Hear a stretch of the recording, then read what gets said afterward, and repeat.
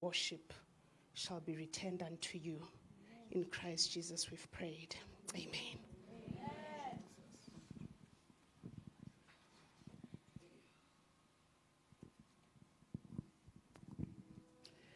Good morning.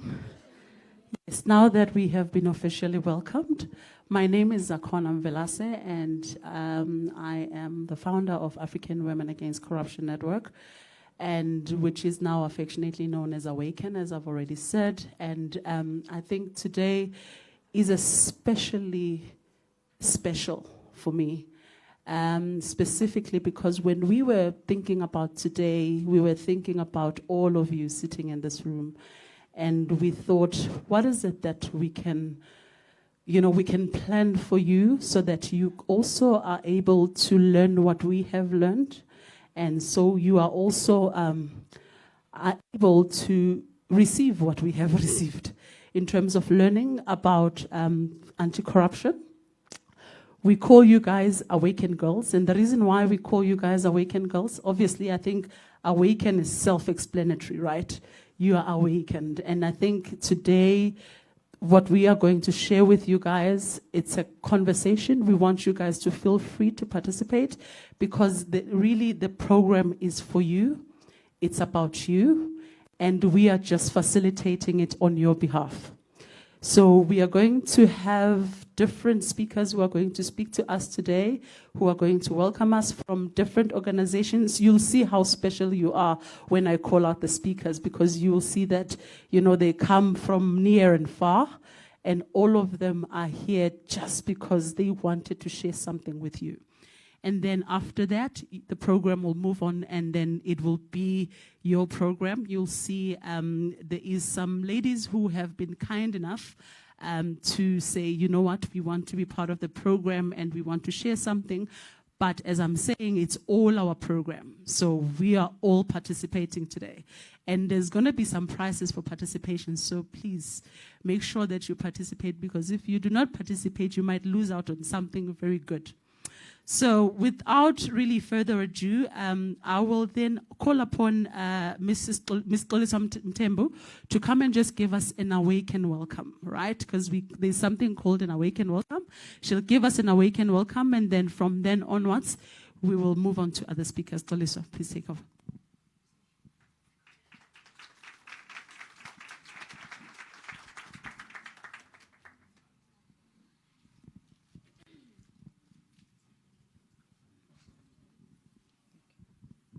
Sorry about that. You see, you didn't know that we had another banner especially for you guys. But now that banner is here, so we are just doing the exchange, and then I'll take it from there. Cool. Good morning, everybody. Can I get a song? I'm loving this vibe of singing. Nah?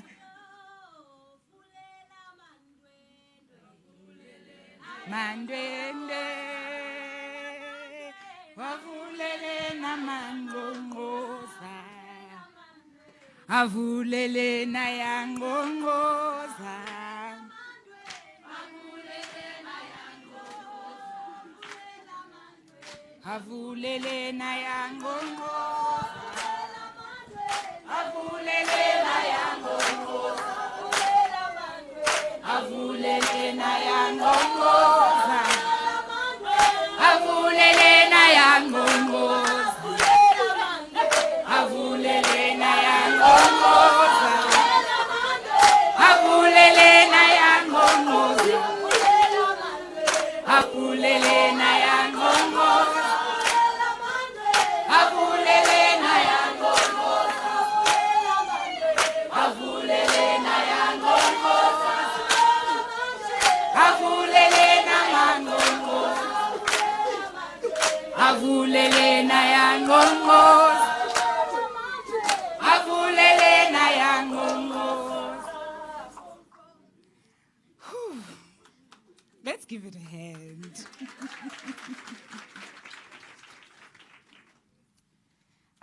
I'd like to greet you all, Program Director, Ms. AWACN Velase.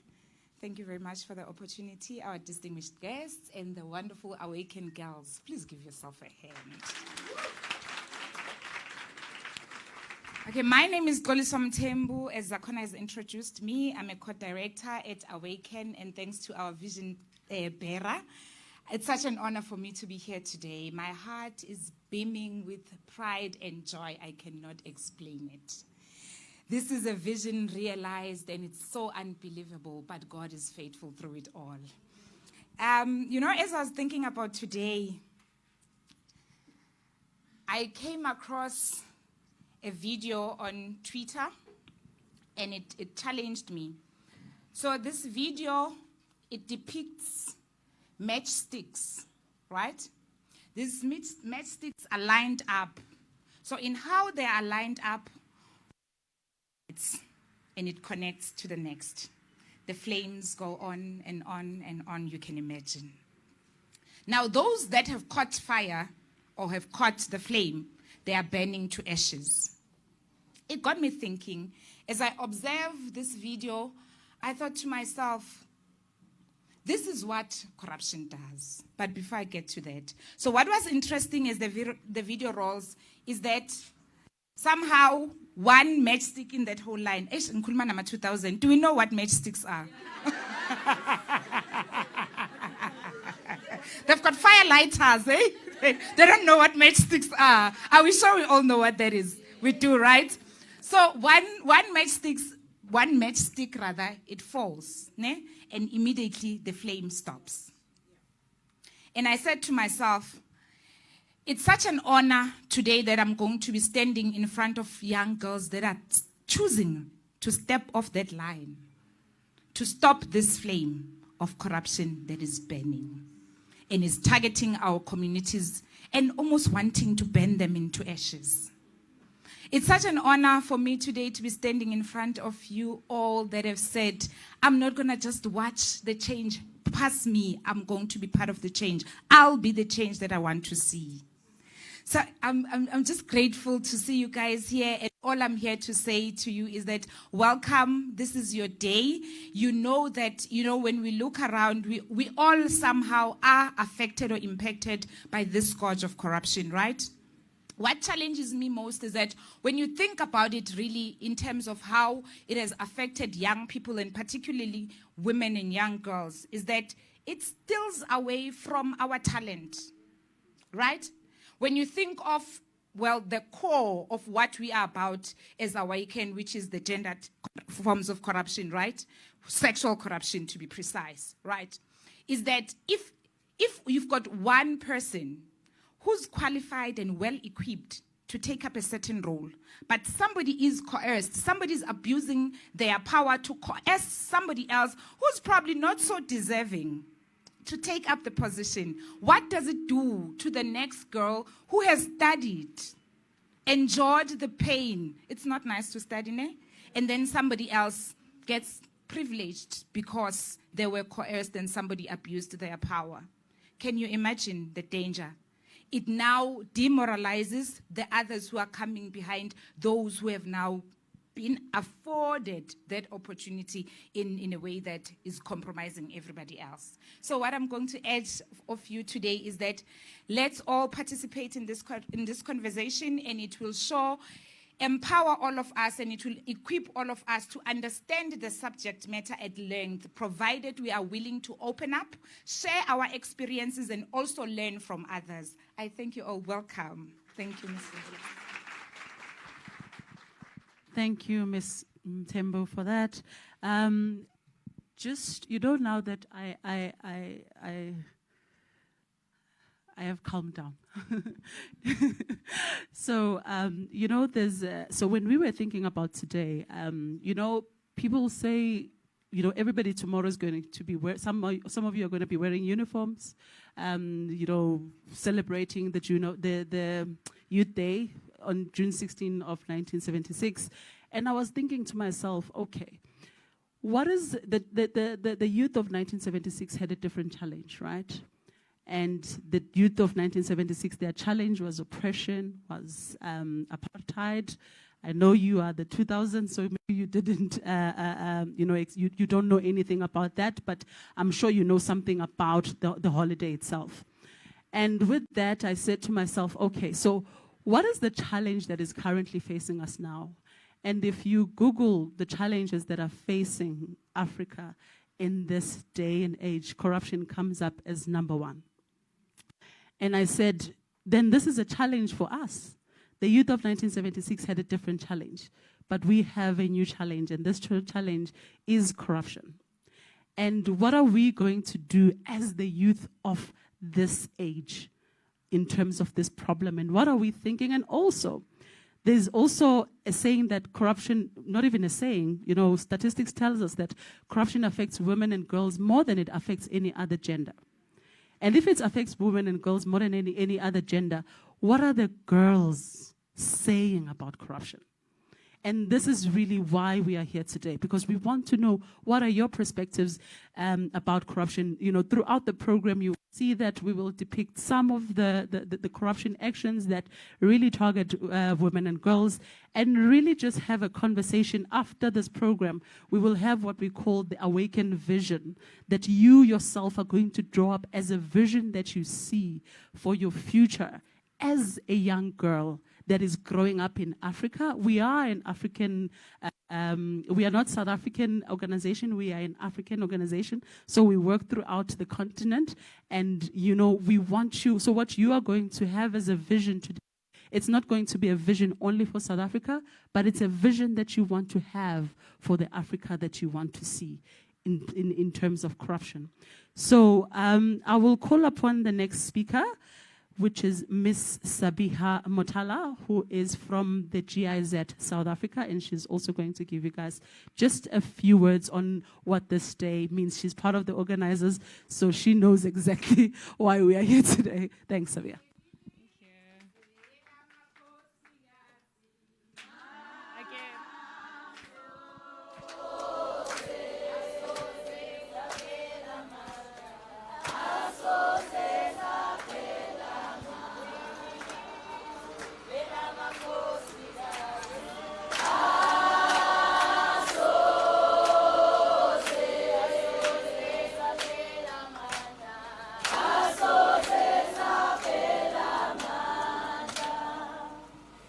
Thank you. I feel very special. Now I know why Zakona was feeling emotional.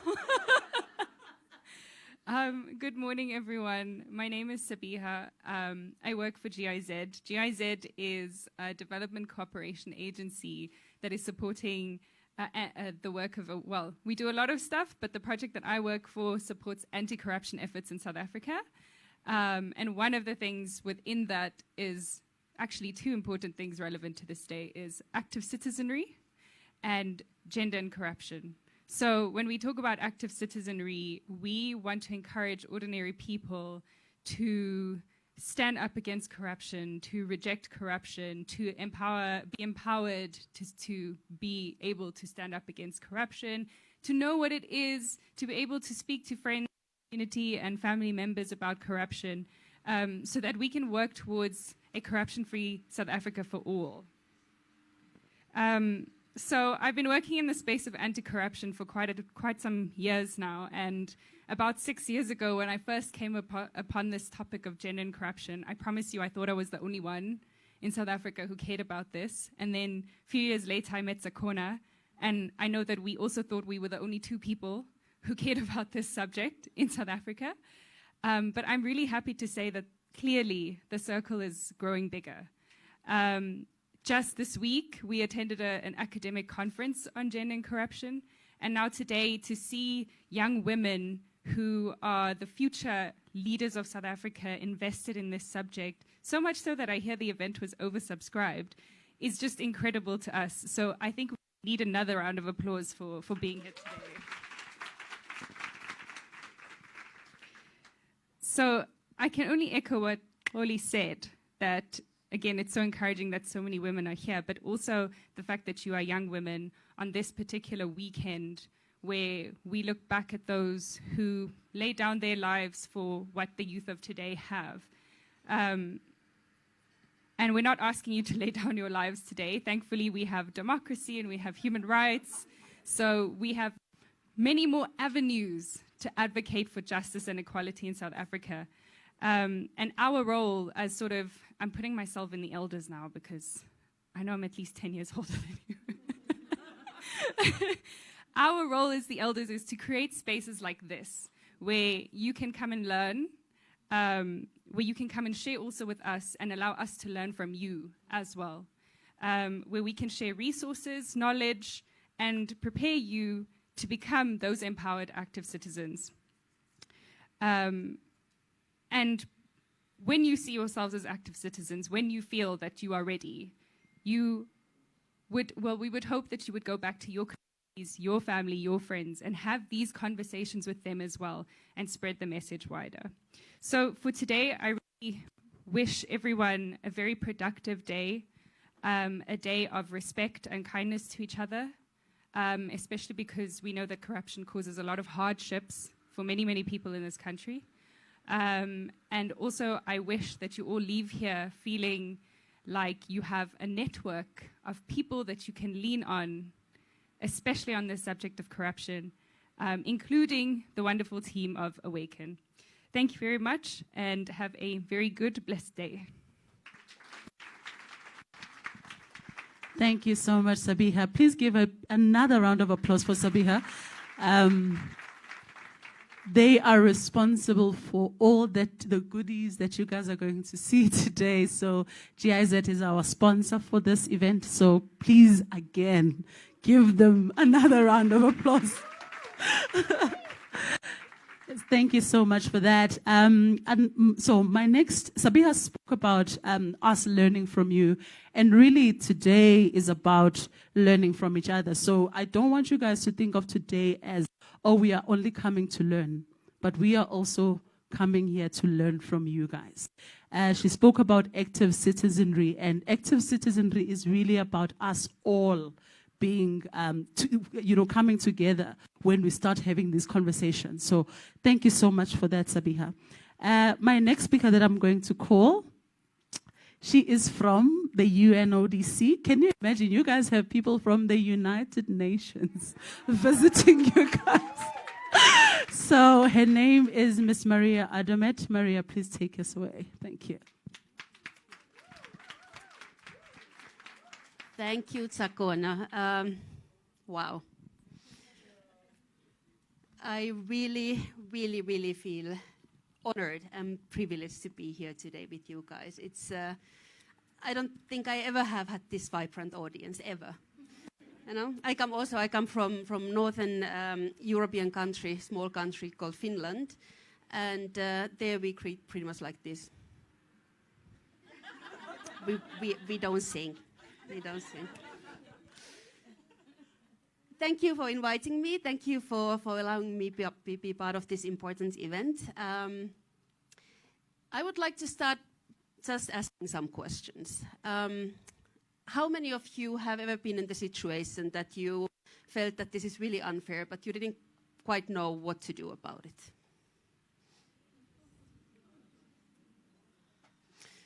And how many have been in the situation where somebody just behaves unethically?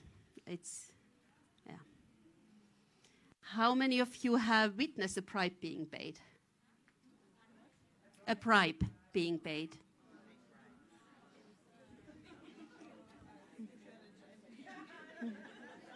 See, me too. So yes, today is important. I saw more than half of the hands going up for the first question, probably all the hands going up. So it's a really important day. We are talking about corruption. Simple words, corruption is when somebody is using their power or their influence to get unfairly money or service or something else, no? And it really hurts everybody, because it takes away our opportunities for a better word, and it makes life harder for honest people. So it really, really hurts us all. But still, there is something more powerful than corruption, and that is courage. And this is what I see so much in this room today. You know, throughout the history, there have been girls and women like yourselves, having shown incredible courage and bravery when they have stood up for causes that they believe. I think we all know about Malala. You know, Malala was 15 only when she was shot by Taliban for advocating for girls' education in Pakistan. But she didn't let her fear or anyone silence her. Instead, she became really a global symbol for fight against education and girls' education, and she won the Nobel Peace Prize at the age of 17 only. So I think from Malala we can really learn that our voices can be powerful, even if we are scared. Then there is Greta Thunberg. Maybe you have heard about her too. She began her school strike for climate outside the Swedish parliament at the age of 15. So she was demanding action for climate change. And she was alone. She was standing there alone. And her single protest and this passion that she had really sparked a global movement, inspiring millions of girls and kids all around the world to join her in calling environmental justice. She has been addressing the leaders of the world everywhere, and really shows us that even one voice can ignite a movement. No? Another story that I want to share is of Amika George, a British activist who started the campaign #FreePeriods when she was just 17. So she fought to end the period poverty in the UK and wanted to make sure that all girls have access to menstrual products and nobody has to miss a school because they have their periods. So this determination shows us again that it's really important to stand up and fight for equality and justice in all aspects of life. So these girls come from different parts of the world. They all stood up for very different causes, but they all share a common trait. They refuse to stay silent. They refuse to accept injustice. And they refuse to give up. And here in South Africa, here in Soweto, we have our own heroines. We have Miss Sakona, who has created this incredible network and brought us here together today. So let's give her again another hand of applause. And then we have you.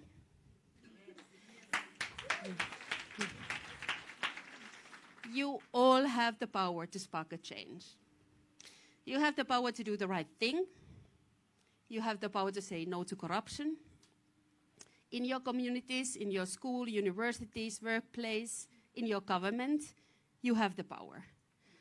Corruption thrives in silence and darkness, so when we speak out, we shine a light on it. So I come from an office called UNODC, that's United Nations Office on Drugs and Crime. And we also work with young people, inspirational young people from all around the world. So we really want to empower the next generation to become ethical leaders and good leaders. And we have hope. There's a lot of hope in young people. Our GRACE initiative works with hundreds of people from all around the world, and we discuss with them their vision. How would their vision for corruption-free world look like? And today I really want to hear your vision. How is your vision for corruption-free world? How can we stand up? We have also established something called Youth-Led Integrity Board. This is 25 young people from all around the world. One person comes also from South Africa. And these are anti-corruption champions that we are involving in our activities to make sure that young people's voices and visions are heard all around. And we work with governments all around the world to help them create policies that involve young people. So last December, we had something, it's called Conference of the States Parties to the UN Convention Against Corruption. I think I lost you halfway. I lost myself halfway.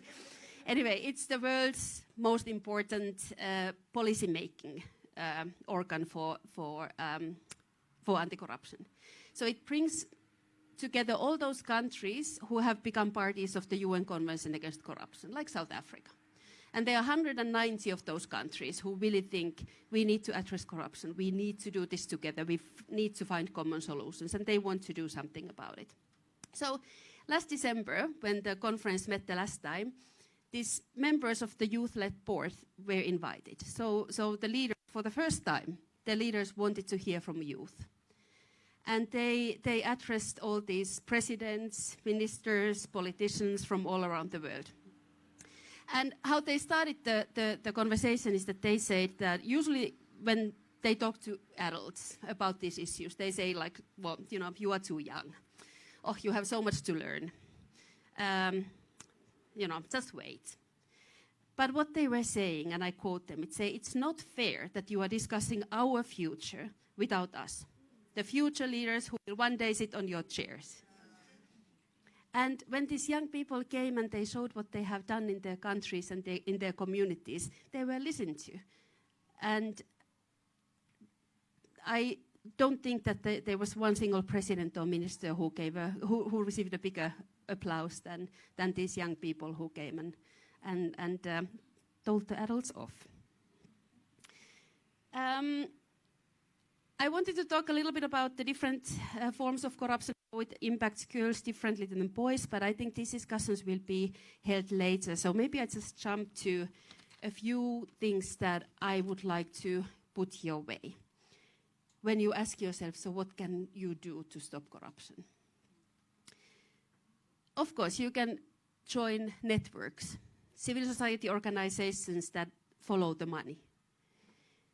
Governments handle vast amounts of public money, and if we are keeping our eye on these expenditures, if we shed light on how our taxes are used, then we can really expose any abuses. So transparency really matters, and we can demand for transparency. You can also, for example, volunteer to count supplies. For example, in our schools, government gives us a huge amount of supplies, textbooks, lab equipment, and we should make sure that somebody's keeping track of these resources. If you are tech-savvy, you can create reporting platforms or mobile apps to document corruption cases.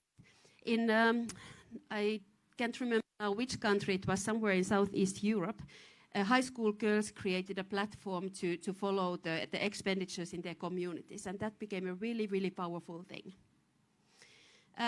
We at the UNODC, we are holding events called Coding for Integrity, hackathons, where we bring young people to do programming on anti-corruption and integrity issues. And the next one is going to be here in South Africa. So join us. If anyone is interested, I will give the details to Ms. Sakona. You can approach me after this event, and I will give you more details. But it's happening in the next few months. Social media, very, very powerful. Maybe some of you have heard about the platform I Paid a Bribe, where people are at the moment reporting instances where they had to pay a bribe. It can be really powerful as well.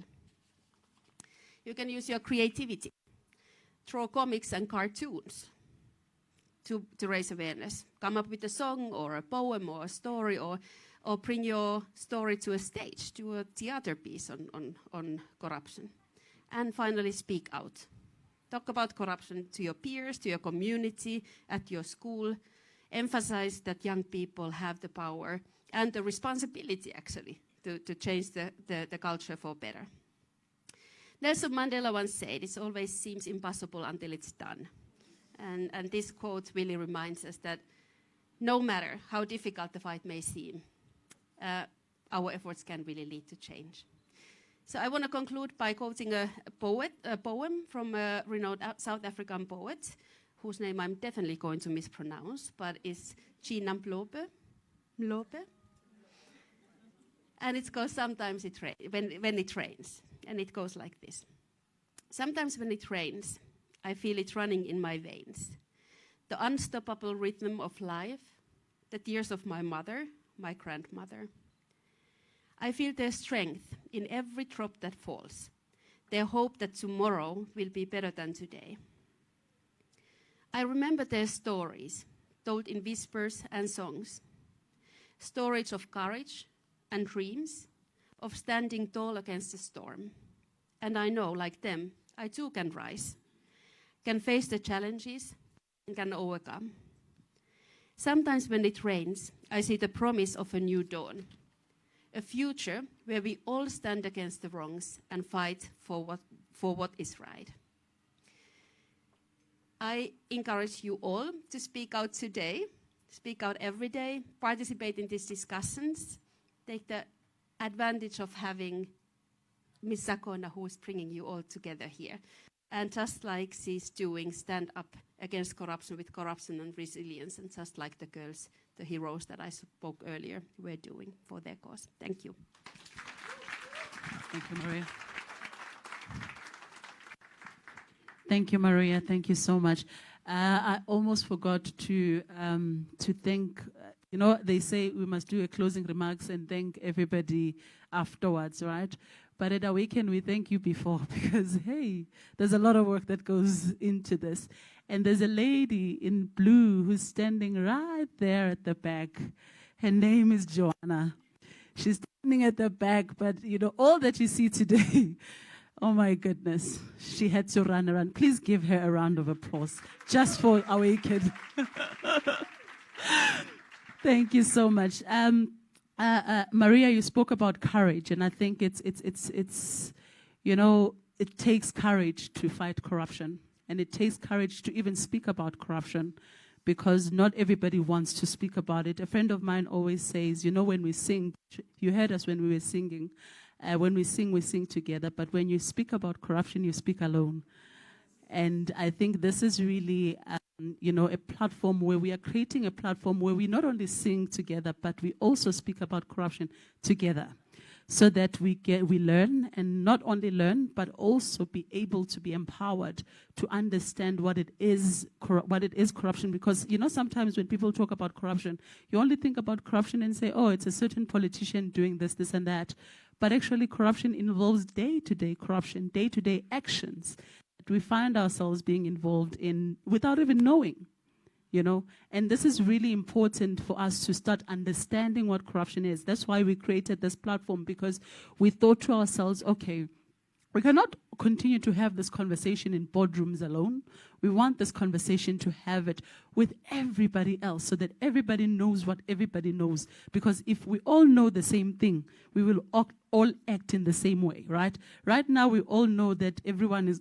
In fact, if you speak to someone today, you're like, okay, you know, there's a JMPD there. They'll say, oh, you know, I saw a video on Twitter the other day, and the child was like, oh, the policeman is going to ask for a cold drink, right? So it's like, that's the information we all know. Imagine if we all knew the information of being uncorrupted. You know, imagine if we were all uncorrupted. So that is why we are here today, to sort of create this platform for us to be together, to know that there are other women who are thinking about anti-corruption. There are other girls who are also doing amazing things and thinking about being a corrupt-free society, being a corrupt-free Africa, and also taking a stance about corruption and saying we do not want to just sit back and look at our future, you know, going on the wayside. So with that, I will call on my next speaker. She is a visiting professor at UJ. She's actually here just for a week, if I'm not mistaken. And imagine, she's here for a week and she made time to be here with you today. So she's all the way from the University of West Indies. She is from Jamaica. Imagine, you know, you guys are international. You guys are international. All the international people are here just for you. So her name is Dr. Carpenter, and she is going to give you guys a few words. Thank you, Dr. Carpenter. Over to you. Thank you so much. I can't tell you how surprisingly honored I am to be here. First, surprised because as we made arrangements long distance without faces, yes, without even speaking to each other, it is my sister, my new sister. I have 3 biological sisters. I have a new sister, yes, Professor Ojo from the University of Johannesburg, who, as we say in Jamaica, who roped me in, yes, and made us connect with each other. And perhaps one of the reasons that she thought that this connection would be powerful and useful is because by training, I am a clinical sexologist. So every day I have the pleasure of speaking to people about sex. Yes, it's a great job. I'm a psychologist by training and a professor of gender and sexuality at the University of the West Indies in Jamaica. Now, I could give you some big, long speeches, yes, and that would look very good on paper, but I don't think that's appropriate today, yes? So I want to underscore some of the things that have been said already. and perhaps encourage you to think about 5 simple ways in which you can mainstream gender and push your own agenda awake forward. Yes? And I want to start actually by telling you a little bit about Jamaica. Because everybody I encounter in Joburg and Josie says to me, oh, Jamaica, ganja. Yeah. No. So I could say Jamaica ganja, yes, but the fact is that that is not what we think we're famous for. So we're very surprised when we hear that. But I was in the market and I was buying some stuff, some craft, and the man I was talking to, he says, where are you from? Because everybody thinks America, right? Ugh, please. So he says, where are you from? And I said, Jamaica. He said, do you run? So I thought, that's amazing. He knows I run. So I said, yes, I run. He said, do you know Usain Bolt? So I want us to break that stereotype, and that's one of the things I came to talk to you about, breaking stereotypes. All of you here, when you go from here and someone says Jamaica, please don't say ganja. Say Jamaica, Usain Bolt. Yes? To the world. So that little rock called Jamaica, that little rock is very impactful. And we actually, Jamaicans are very big-headed. It's not that we think that we're better than everybody else in the world. We just don't think anybody else in the world is better than us. So, and that is the Jamaican spirit. If you're going through immigration and customs and somebody's challenging the customs officer and making a noise and carrying on, chances are it's a Jamaican. Yes? We know that about ourselves and we accept that. But we heard the encouragement towards courage. We're extremely courageous people, Jamaicans. Yes? And we do stand up for injustice. And we do have issues of corruption just like yourselves. And we've tried in a spirit of being an independent nation that instead of using punishments to deal with corruption, we have changed the paradigm. There is the carrot that makes the animal move forward, and there's a stick. You beat the animal and it moves forward. So we've stopped using the stick because we're not an enslaved people. We're a free people. And free and awakened people don't use a stick. I encourage you to use the carrot. I encourage you as young women who will one day be as us, believe me, you will age, yes. I remember what it was like to be 15 and a feminist, yes. And I still remember that even today, but you will get older. And as you grow older and become part of the very system that you're fighting, try to use the carrot. Try to behave in ways that make other people want to drop the corruption. Those of you who are doing things in a way that's honorable and with integrity, speak about that too. Don't just speak about the bad things. Speak the positive into being. That's a very Jamaican quality. Yes? And I'm going to teach you some patois this morning. You ready? Yes. Okay. I wish you had taught me the song because I could have sung along with you. So you're going to follow after me. You're going to say, we little, but we talawa. We little, but we talawa. That means I am small, but I am strong. We little, but we talawa. And if you ask a Jamaican about what Jamaica is, they say we're the smallest rock, but we're little, but we're talawa. Yes, so look out. When you see a Jamaican come in, look out. So I want you to be awakened the same way. I want you to own this marvelous achievement that you're making. Not just have made, you know. You're still making it. Believe it or not, you're still on that path. And everything you do will encourage someone else. Yes?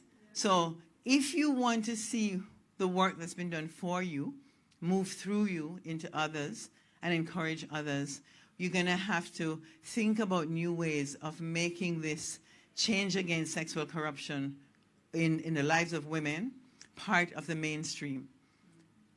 You should see a day when it isn't even thought of that a woman has to use her body to get ahead.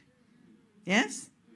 So if you change your language, if you speak it into being, if you use gender-neutral language, language of personhood, instead of language of him and her, language that neutralizes sexuality, you will see that the benefits have to come to all genders and all sexes. As long as you continue to encourage the stereotypes about what women need to do and what men need to do, as opposed to what people need to do, then you are part of the problem. So be part of the change. And when someone says to you in their stereotypical language and their stereotypical attitudes, correct it. Don't respond with the same stereotype. Respond with a carrot. Show them the example of what could be said, could be done, so that they will also change their mindset. When you walk away from them, they'll be affected, because language is powerful. The other thing is that you heard the encouragement to make sure you collect the information. You must collect the data. You must collect the data about instances of sexual harassment, instances of sexual coercion, instances of sexual corruption, but you must also collect the data about instances where it does not exist. The carrot. And you must big up, as they say in Jamaica. Yes? I don't know what the equivalent is. You have to make a loud noise about the instances where corruption did not exist.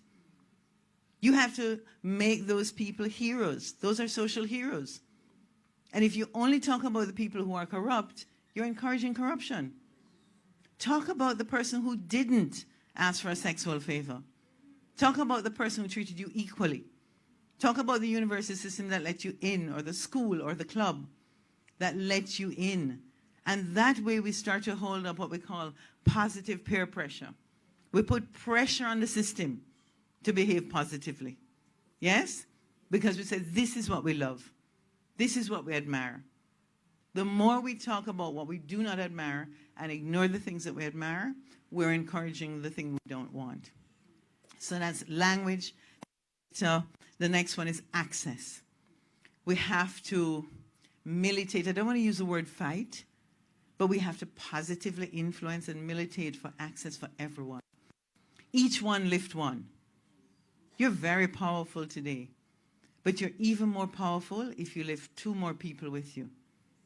The things you've learned, pass it on. Yeah? Each one lift one. That's access. And then we have, of course, decision making. You heard about being involved in groups that make decisions about empowerment of women, the empowerment of girls. Be involved not just because you're part of their program. Be involved because it's the right thing to do. Be involved because if you are not part of the change, you're part of the problem. Yeah? Nay? If you're not part of the change, you are part of the problem. Yes? So you've got to be part of the change. And don't just be part of the change at the level that says, okay, yes, I'm a good citizen and I'm part of the change. When a position opens up of power, of influence, of steering, we call that, in gender mainstreaming, step forward.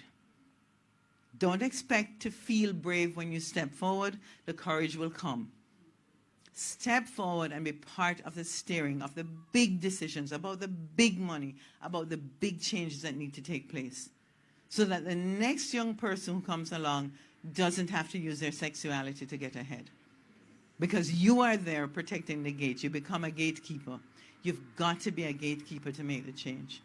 So I just want to stop there and remind you that we little but we talawa. Let's hear it. Have a wonderful, wonderful life ahead.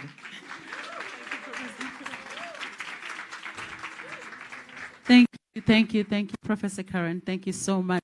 I think what I'm picking up from Professor Karen, it's be part of the change. And you just being here today, you are already part of the change.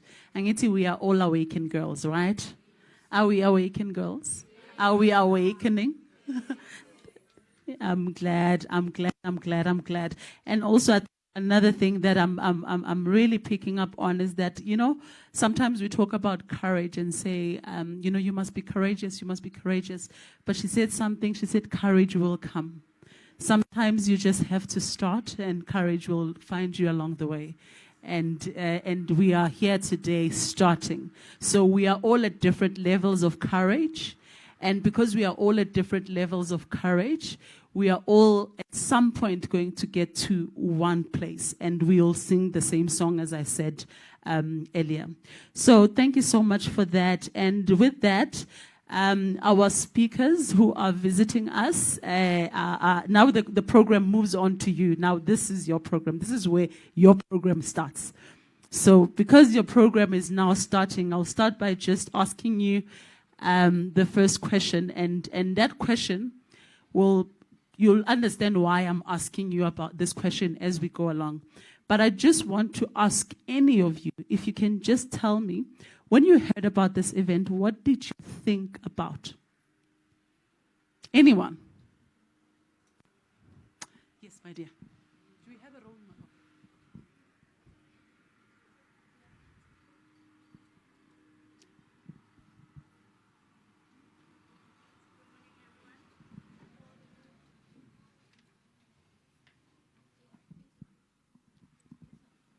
My name is Mkari Renelo from Putadi Chaba in Alex. When Miss Tanya was telling us about this event, she said they needed ladies who are willing to go to an event that fights corruption against women. So I have a personal experience with corruption against a female person. So I told her, I was like, you know what? Now I'm willing to go because somewhere, somehow, maybe corruption can be minimized for us because seriously, abariboni esibasadi.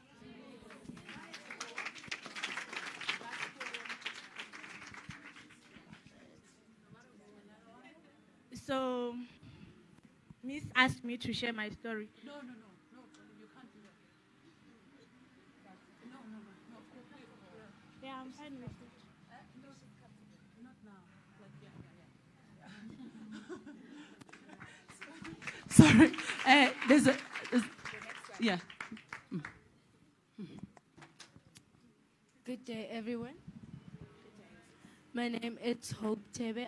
I come from Deep Sloot Wings of Life, and we all know that Deep Sloot is a very place that has corruption.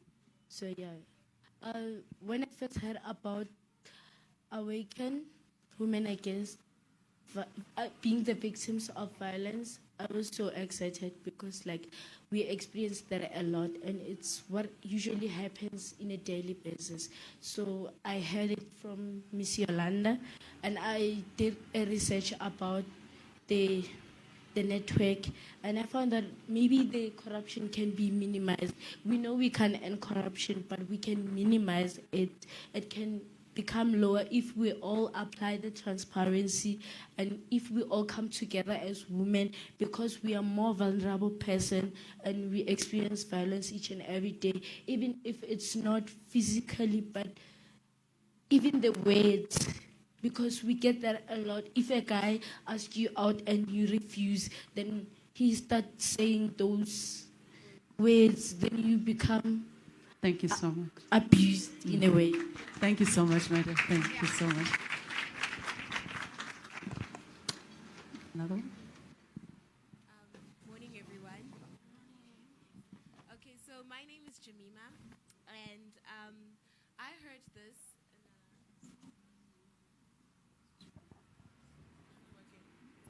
Okay, so I heard this via a UNICEF group, and I would say that I told my mom about this because I wasn't sure, but my mom told me, hey, be the change you want to see. And that really encouraged me to step up and be here today. So my mom told me also, you can't rely on men for everything. You have to stand up and say, I don't want corruption. So yes, thank you. I like your mom.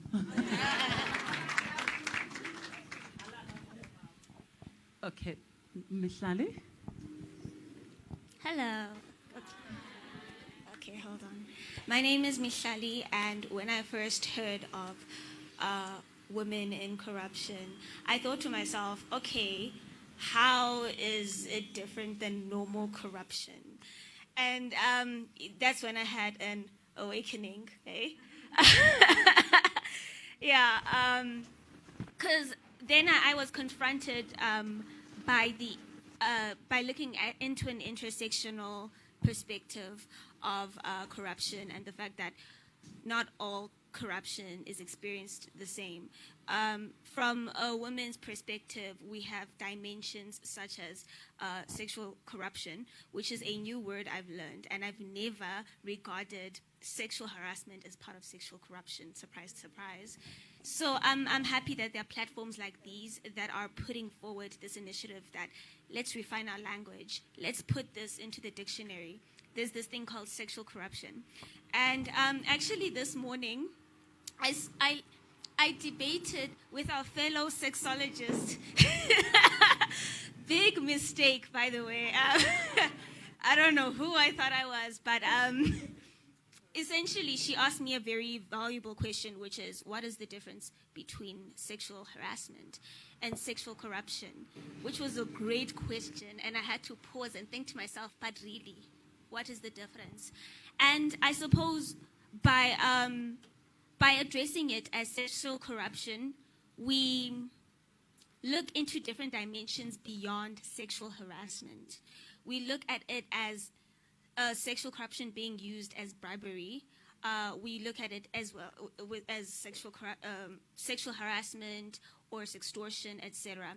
So I'm very thankful that there are platforms like this, and I hope that we have a very productive discussion. Thank you. Thank you so much. I will stop there for now. There are other questions that are coming. So be ready, be attentive to the program because we are going to have this conversation. You've heard from different ladies who have volunteered to just share what is it that they thought.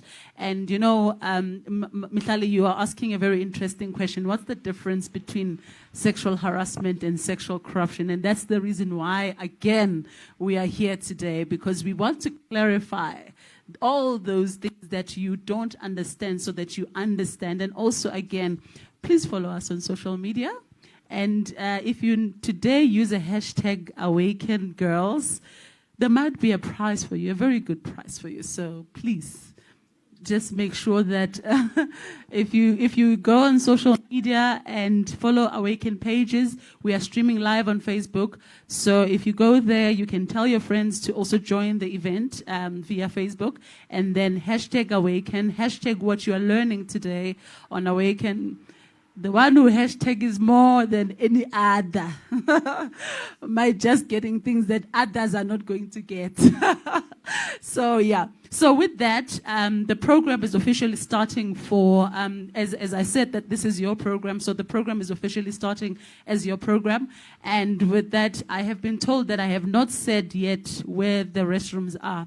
You see how my job as an MC, you know, but it's good, Polly, please.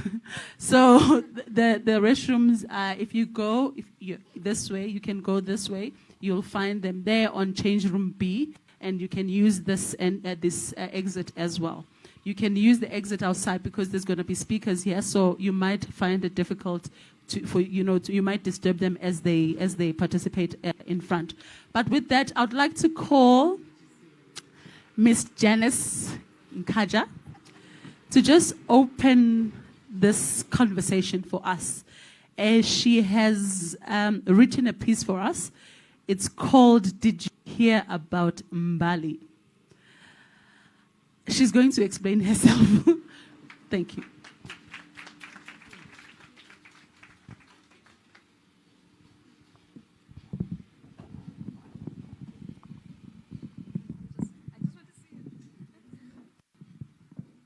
Hello, I am Janice Nkaja, and I'm excited to be here. I am a social humanitarian activist and an enthusiastic debater and poet. And so today I'll be sharing one of my pieces that I feel very deeply about.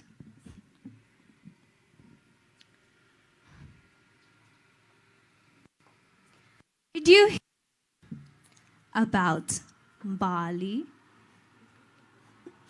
I heard she went out with Mr. Katala in order to get ahead of her mates in school. In order, she had to show some, you know. And that's not even the funny part. The other day, Lisa saw her getting a test. No, not the ones we are given in class, asking us to solve for X or Y, because why she did things she did, but no. But of course, what shall we expect? Of course, she's going to give birth to an excuse of a child, to get money for a while and be a rich girl for a while. But that Mr. Katala, who has fun with girls and leaves them aside like a child in a play store, he's eager for everything and everything because that's who he is. I don't think but what? Why are you so silent? You don't want to hear what I've got to say? When I first met Mr. Katala, his mismatched were the topic of conversation, but when they weren't, he used them to walk up to me. How would you like to graduate with a first-class degree? He one time asked me. Being a first generation, I felt the need to represent, and so I looked down, smiled back at him, and responded, how would you like to make me graduate with a first-class degree? And now you're nodding, agreeing with which they told you. Did you hear about Bali? I am Bali, and I'm here to tell you that the rumors are true. And you can look at me, judge me as you strip me of all humanity that I possess. Guess how many days it took me to confess of this crime that's embedded in my chest. Did you hear about Bali?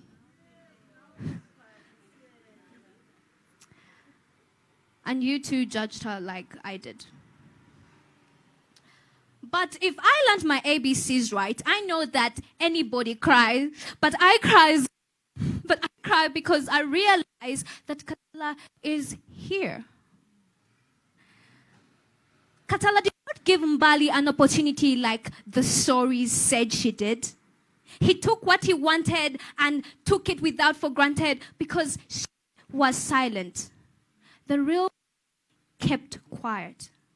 Each day like a grave as he came over to her and took and stripped away her dignity and humanity again. And again and again and again. So often it became a routine like breathing. So much you hoped and maybe then in death she would escape this torment. But even in death, she would not escape because her heart was set on her grades. Failure was not an option for her. So this was the next best thing. See, if Katala were not human, it would find its way into the hearts of each man and woman in this room. Katala is the hush-hush money you pay on the down low. Katala are the leaders who decide to turn their backs on the people they swore to serve. Katala is that school teacher who gives an unfair audition in a school play. Katala is the reason as to why you did not get that opportunity just because someone had more money than you did. Katala is everywhere and anywhere. And so I ask again, did you hear about Bali? Are you sure about that? Or maybe, just maybe, you're Katala. Thank you.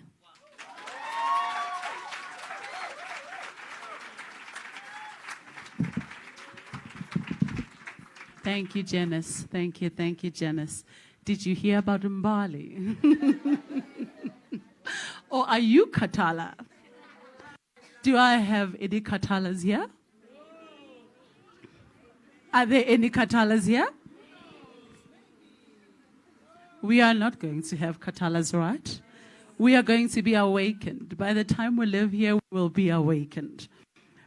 And then now I will call on Miss Angela Msia, who is crying for change. Miss Angela Msia.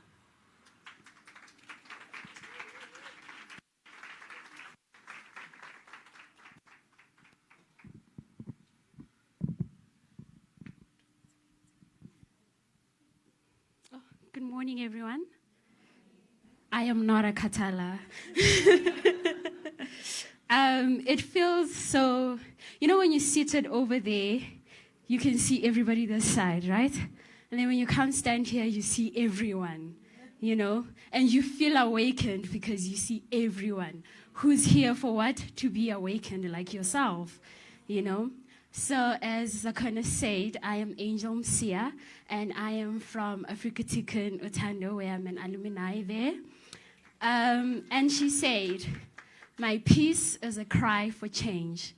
So I'd like to read it because, when you write something powerful, you don't want to miss any line or anything. So a cry for change. They say every child enters the world with a cry as a declaration of life. I think we've all had that cry. When you first come out of your mother's womb, to signify life, you need to cry. Sometimes they even give you a slap just so you can cry, And there you have declared, yes, I am here. I am alive. But for us girls in Africa, all over the world, the cry begins at birth, and it never truly ceases. We cry in the suffocating silence of, am I next? We cry in the suffocating silence of the violence, the constant violence hanging over our heads. We cry in the deafening silence of, say her name. You are still crying from birth. We cry as a plea for justice for the countless girls lost to brutality. But our cries aren't just from fear and loss. We cry from the violence done to our potential, the man, Mr. Katala. The man who asks us to trade our bodies for a job, for an education, sometimes even for health when you go to the clinic or the hospital. They silence our minds as effectively as any fist. The world still expects us to fight. From the day I started crying, I had to fight for education. I had to fight for safety. Just to get to the next local taxi, I still had to fight. To fight where we stand against corruption. When you awaken as a young woman, you start fighting, and they say be loud. But why do I have to be loud when I started being loud from the very first day I stepped out of that womb? I was loud, wasn't I? They gave me a slap to signify my life. I was loud. I cried. But here I am today, growing up until maybe they bury me. You will still cry at my funeral, wouldn't you? Isn't that still a cry for a young woman? When will I stop crying? From child marriages to sex trafficking, the faces of corruption are entrenched in other bodies of girls. Some are scars we carry around. You hear them say, she survived rape. She has a scar on her neck because she survived something. I'm still carrying the violence on my body. I'm still carrying the violence with my mind, and even sometimes with my voice. We are tired. Isn't the world tired of hearing us cry? I know I am. I'm tired of screaming. I know they say scream so you can be heard. I know they say if you want your voice to enter a certain room, you need to scream. I'm tired. When I got this opportunity to speak for AWACN, I said, yes, I am awake. But truly so, are we not tired women? For everything, you must cry. You must have a voice. You must. Isn't my must enough yet? And somebody might say it is not enough, but for how long? For centuries. Even as I stand today, I don't speak for Angel only. I speak for the countless voices that are tired, But today, I chose a different cry. A cry of hope. We, as African girls and as girls globally, are the generation that will break the silence. And when I say silence, I mean the very same silence that is in your voice. Sometimes you look at something and you go, it's silent. You look at something and you go, you let out that sigh as a woman, But today, that's the cry I'm crying for. Not the cry to make a noise, not the cry for my voice to be the loudest in a room, but that to signify that yes, I am woman. And sometimes my cry is in my My cry is in, let me hold your hand, and silently we will walk this journey together. Because sometimes as a voice can break down walls, I can promise you today, the four holes of this room will never forget this voice. It will never forget the nod that you just did with a you know. So we will speak truth to power, demanding a world where every girl child is safe, valued, and empowered. We will become artifacts of a future where education and opportunity are birthrights, not bargaining chips, not your Mr. Katala, how much are you willing to offer me? This day, let us not just celebrate our history. Let us rewrite it. Like I said, I don't want to scream. I'm tired. So when I say let us rewrite it, yes, be awake. Use your voice. But most importantly, there is power in that as a woman. Let our tears water the seeds of change. Let our voices rise in symphony of strength and solidarity. Together we will build a world where every girl can finally breathe, finally dream, and finally cry tears of joy. Tears that will signify not only the start of life, but the dawn of a new era. We are the daughters of this world, and our fight continues. But today, let's fight for hope. Thank you.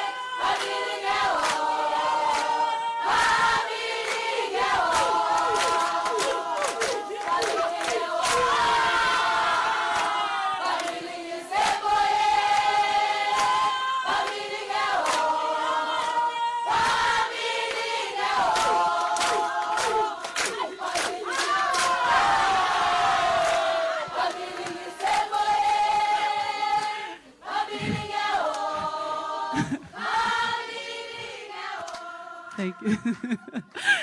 Kahle, we didn't need entertainment, right? We are entertainment ourselves. And that is really what Awaken Girls is about, right? And I can see that everyone is already awakened. There are no Mr. Katalas here, right? I can already see.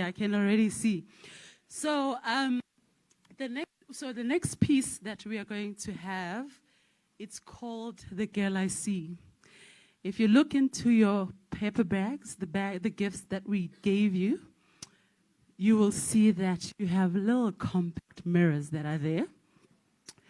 And these little compact mirrors, we really call upon you now to just look at yourself.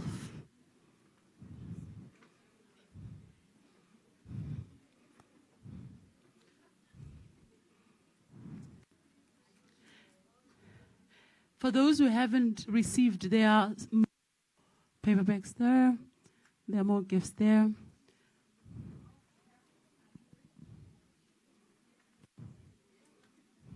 Please open the mirrors.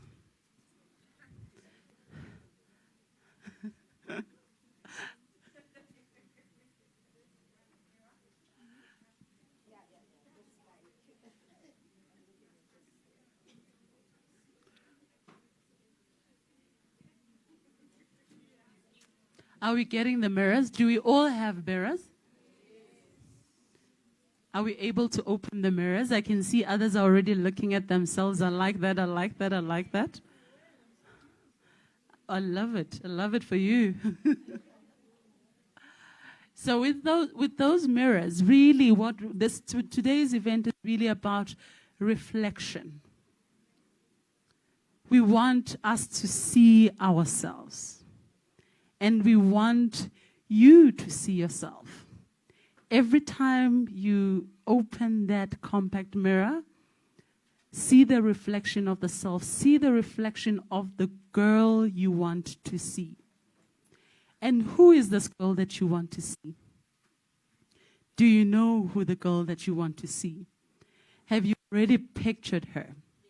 Have you already thought about her? Without everything that comes as a barrier for you, which is the girl you see? Who is the girl that you see? And right now we have our next piece, and I'm going to call upon Pamela Mogami as our first Pamela. She has stage fright now. Pamela. No. Oh, okay.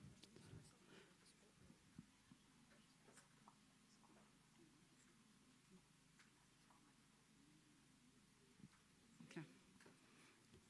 The girl you see. That's the name of the piece that they are doing today. Cool.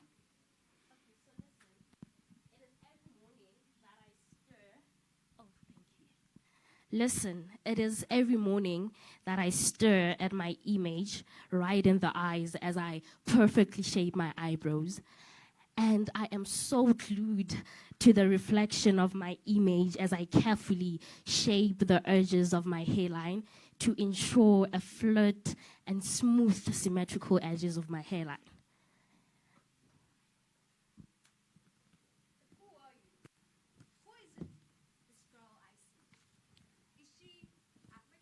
Oh, yes, Africa. Her lovely curves are shaped from the north to the south that many behold. And a lot of people travel from afar to come and see her. She, Africa, wears a crown of gold and diamonds because she has been endowed with precious stones deep in her belly, and her children should not lack. Look deeply, look intently into this mirror. Her beauty is unfathomed and her image flows beyond imagination. But in her eyes, I see nourishment, security, and beauty. Look at her. Are you afraid to look deep in these eyes that are bloodshot from pain? I see her, Africa. Her green contours and circles and closes in the fresh produce from her fertile ground to grow and nourish. I lay in the warmth of your bosom where I found security, comfort, and nourishment. Nourishment, yes. But deep in her belly, hunger rules the land, poverty in the middle of the name of injustice. Economic growth is stunted, unemployment scatters. A desolate woman who has lost her youth and shine. When infected with corruption, her children bring her ruin and pain. Who are her children? You and I are her children. It is up to us to protect her, for when she is fully infected, her wounds smell of a dissolute odor fueled by corruption. Her rot will spare no one. No company, no school, no hospital, no community shall be free from this desolate image. But how do I protect Africa? I am just a university student minding my own business and trying to fetch my degree. The girl I see, look intently into this mirror. Just like you, Africa is a beauty not only on the outside but within. Your beautiful eyes are a source to sow the infections and heal the wounds of corruption. It is in our homes, in our schools, and in our hearts.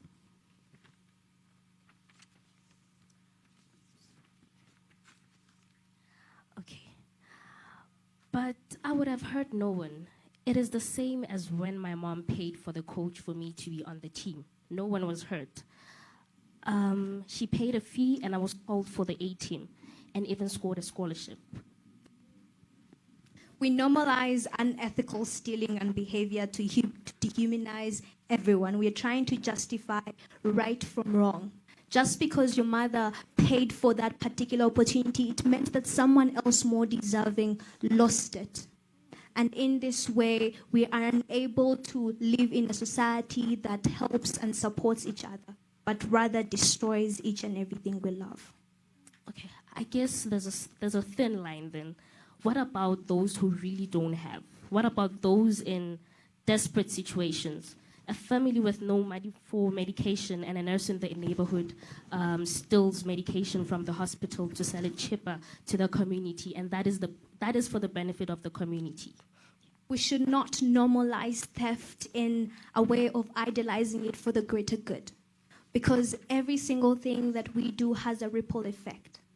Thus, it is important to work honestly to build a community that does not depend on what does not belong to them, but rather seek justice and hope for all. You are right. We are the transporters of this disease.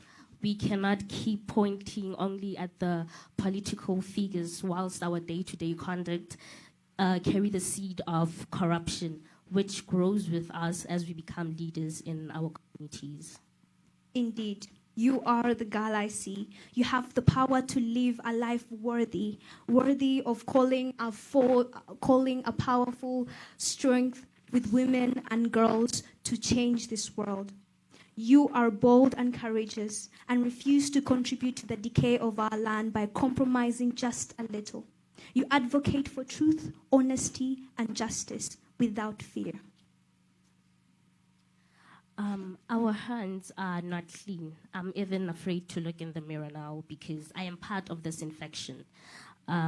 For the sake of likes, I have lied so many times on social media, or rather misrepresented or exaggerated the truth. Presenting false information has somehow earned me my social status. Remember, your moral fiber is weaved with your passion and your intelligence. It is artwork, African artwork, desired by everyone who sees you. Thus, the world should not limit you and should not tell you of your worth, but you should define it for yourself, for the greater good. But the girl that I see does not fear to walk alone as she threads the path of integrity. She will do what is right even when no one is watching her. The girl I see is what Africa thirsts for. She is healing to our land. Corruption stands no chance. She's an African girl, ready with her lens guarded to fight corruption to her land. That's the girl I see.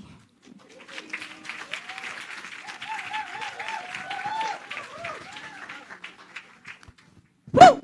Which girl do you see? Now where's my roaming mic?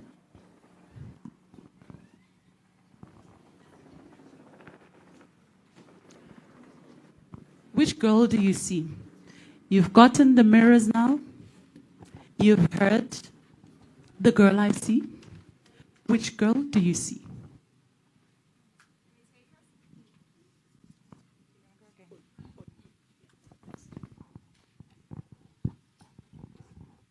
Do I have any volunteers?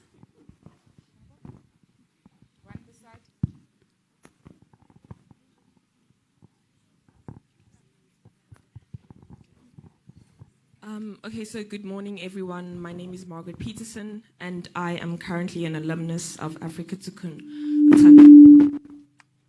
Utando Center. So based on what we just listened to, the dialogue, the girl I see, and we have received our compact mirrors, so it is expected that we are looking only at the appearance. From what I've heard, we are encouraged to look deeper than the appearance, but to look further and look for the integrity that is within us. So the girl I see is an integrous young woman.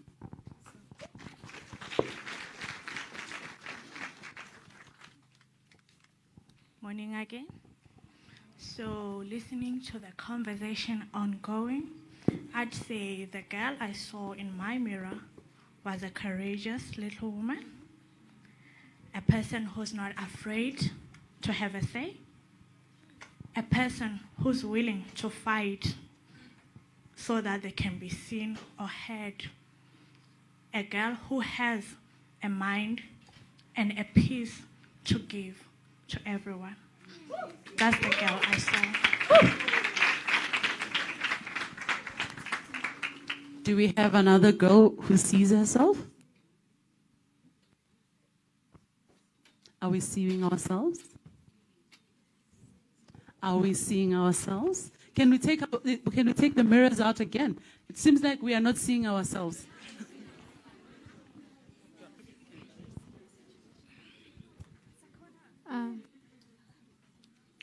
My name is Sizipiwe Titi from Utando Center, and I saw myself as the girl who will bring change. And I know that just that everyone does it, that does not mean it is right. So if I want to see change, I will do change, not because I want to be recognized or be appreciated, but because I want to do the right thing. Thank you. We are doing the right thing, right? Good morning. My name is Tetelelo Shezi from Tikkun. It's Orange Farm. The girl I see a girl who is ready to speak for women and children. A girl who's willing to fight against this corruption that is against here in South Africa. So thank you. There's another girl in front. Can we give her the... Yeah, we can. Morning once again. Morning. Morning.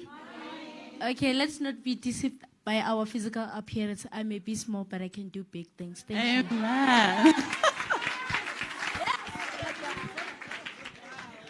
Morning, everyone. I go by the name of Offense from the Puchataba Center. So I see a girl who can come with solutions to solve the corruption that we are facing on a daily basis. Thank you.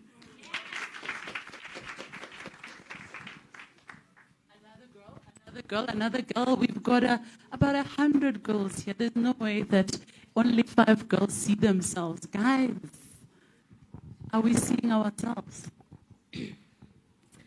Good day, everyone. I go by Gogezo, and listening to what was said, I could say I see a girl that is finally coming out and raising their voice, no matter how small they are.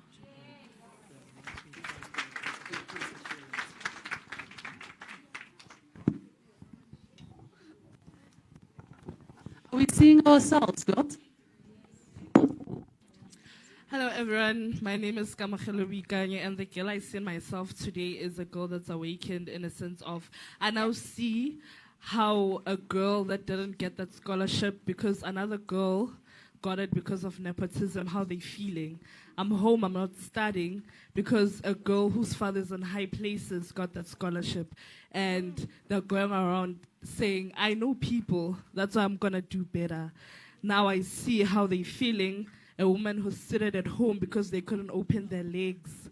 Another one was able to shut the office and do right, and they got the job. And you're going to go around saying, I'm the COO of this company. No, because you open your legs. You don't deserve it. Thank you. The girls we see, the girls we see, the girls we see. So now, I think we are going to continue with the conversation, and we are going to have a conversation with my fellow panelists here. So we've been having conversations before even the event, and we would like to have you guys join us in this conversation that we are going to be having today, because we thought to ourselves, we can't have this conversation alone. We need you guys to join us. We need you guys to participate. It's not only our conversation, but it is your conversation. And really, the conversation is to sum up what we have been seeing from the skits that we've been that they have been playing out today, and from also just from the poem itself, just all the topics that we've been talking about. How do we simulate them? How do we have a conversation that by the time we finish this event, you will say to yourself, this is what I learned, or this is what I now know that I didn't know before I got to that event. So with me, I've got Mihlale Mahala, and I have got Nonkululeko, and I have got Pearl. I've got Lerato. Oh my goodness. Like we've been having this conversation. Now I am forgetting their names. But yeah, so we are going to have this conversation today.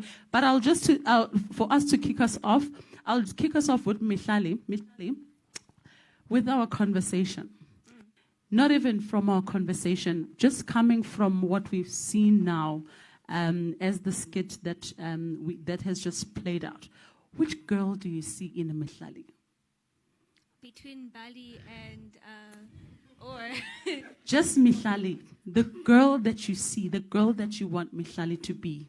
So, the poem about who I see in the mirror sort of reminded me of a book that I read. It's called Rich Habits. But there was a point where this guy, he was down on his luck. He's about to lose his house.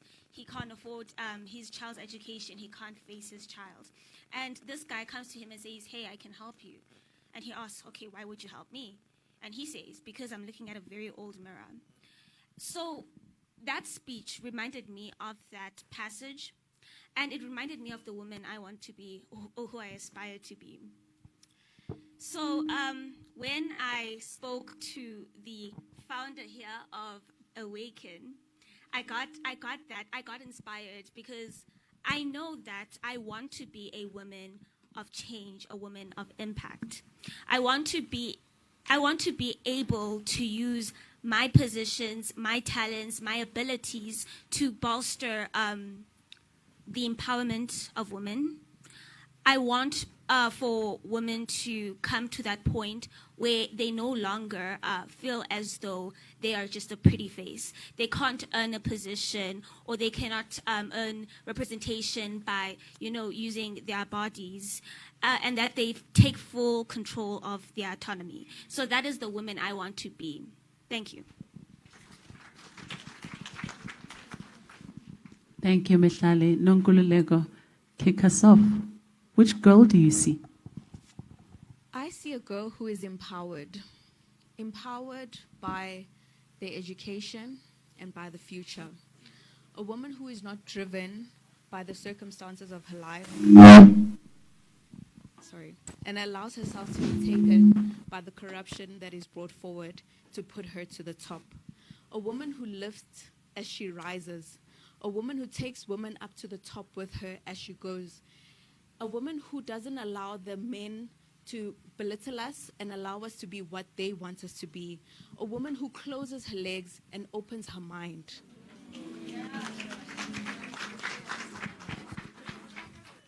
Pearl, the girl you see. Hi, everyone.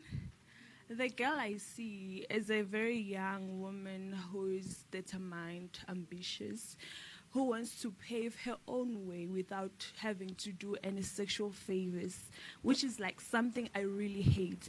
And I wish every girl in here could see the bad in that instead of normalizing it. I see a girl who wants to strive for the future, who wants to create change, a girl who's into academia and wants to do right things than to do misconduct. Thank you. Margaret? Good day, everyone. So like I said earlier, my name is Margaret Peterson, and I'm very grateful and thankful for the opportunity to be here to learn, most importantly, and to also try and share what I have learned over the years. So what is the girl, or who is the girl I see? So I'm going to speak on it on two levels. So the first literal level, the girl I see, I am a simple 18-year-old student advert who has 3 younger brothers. And I am also part of understanding the girl I see, or the girl you see, is understanding the girl you do not see. And what am I trying to say? So the girl behind closed doors, the girl that no one really understands, the girl that is still trying to make an impact. And for me, I want to see the girl who wants to make change.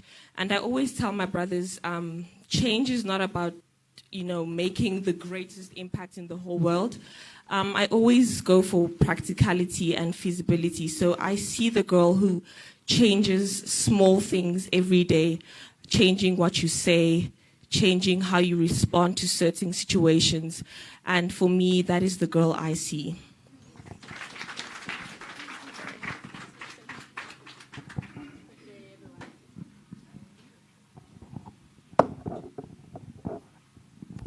Good day, everyone. My name is Larato, and after watching the performance and listening to all the speakers, the girl I see is a girl with hope.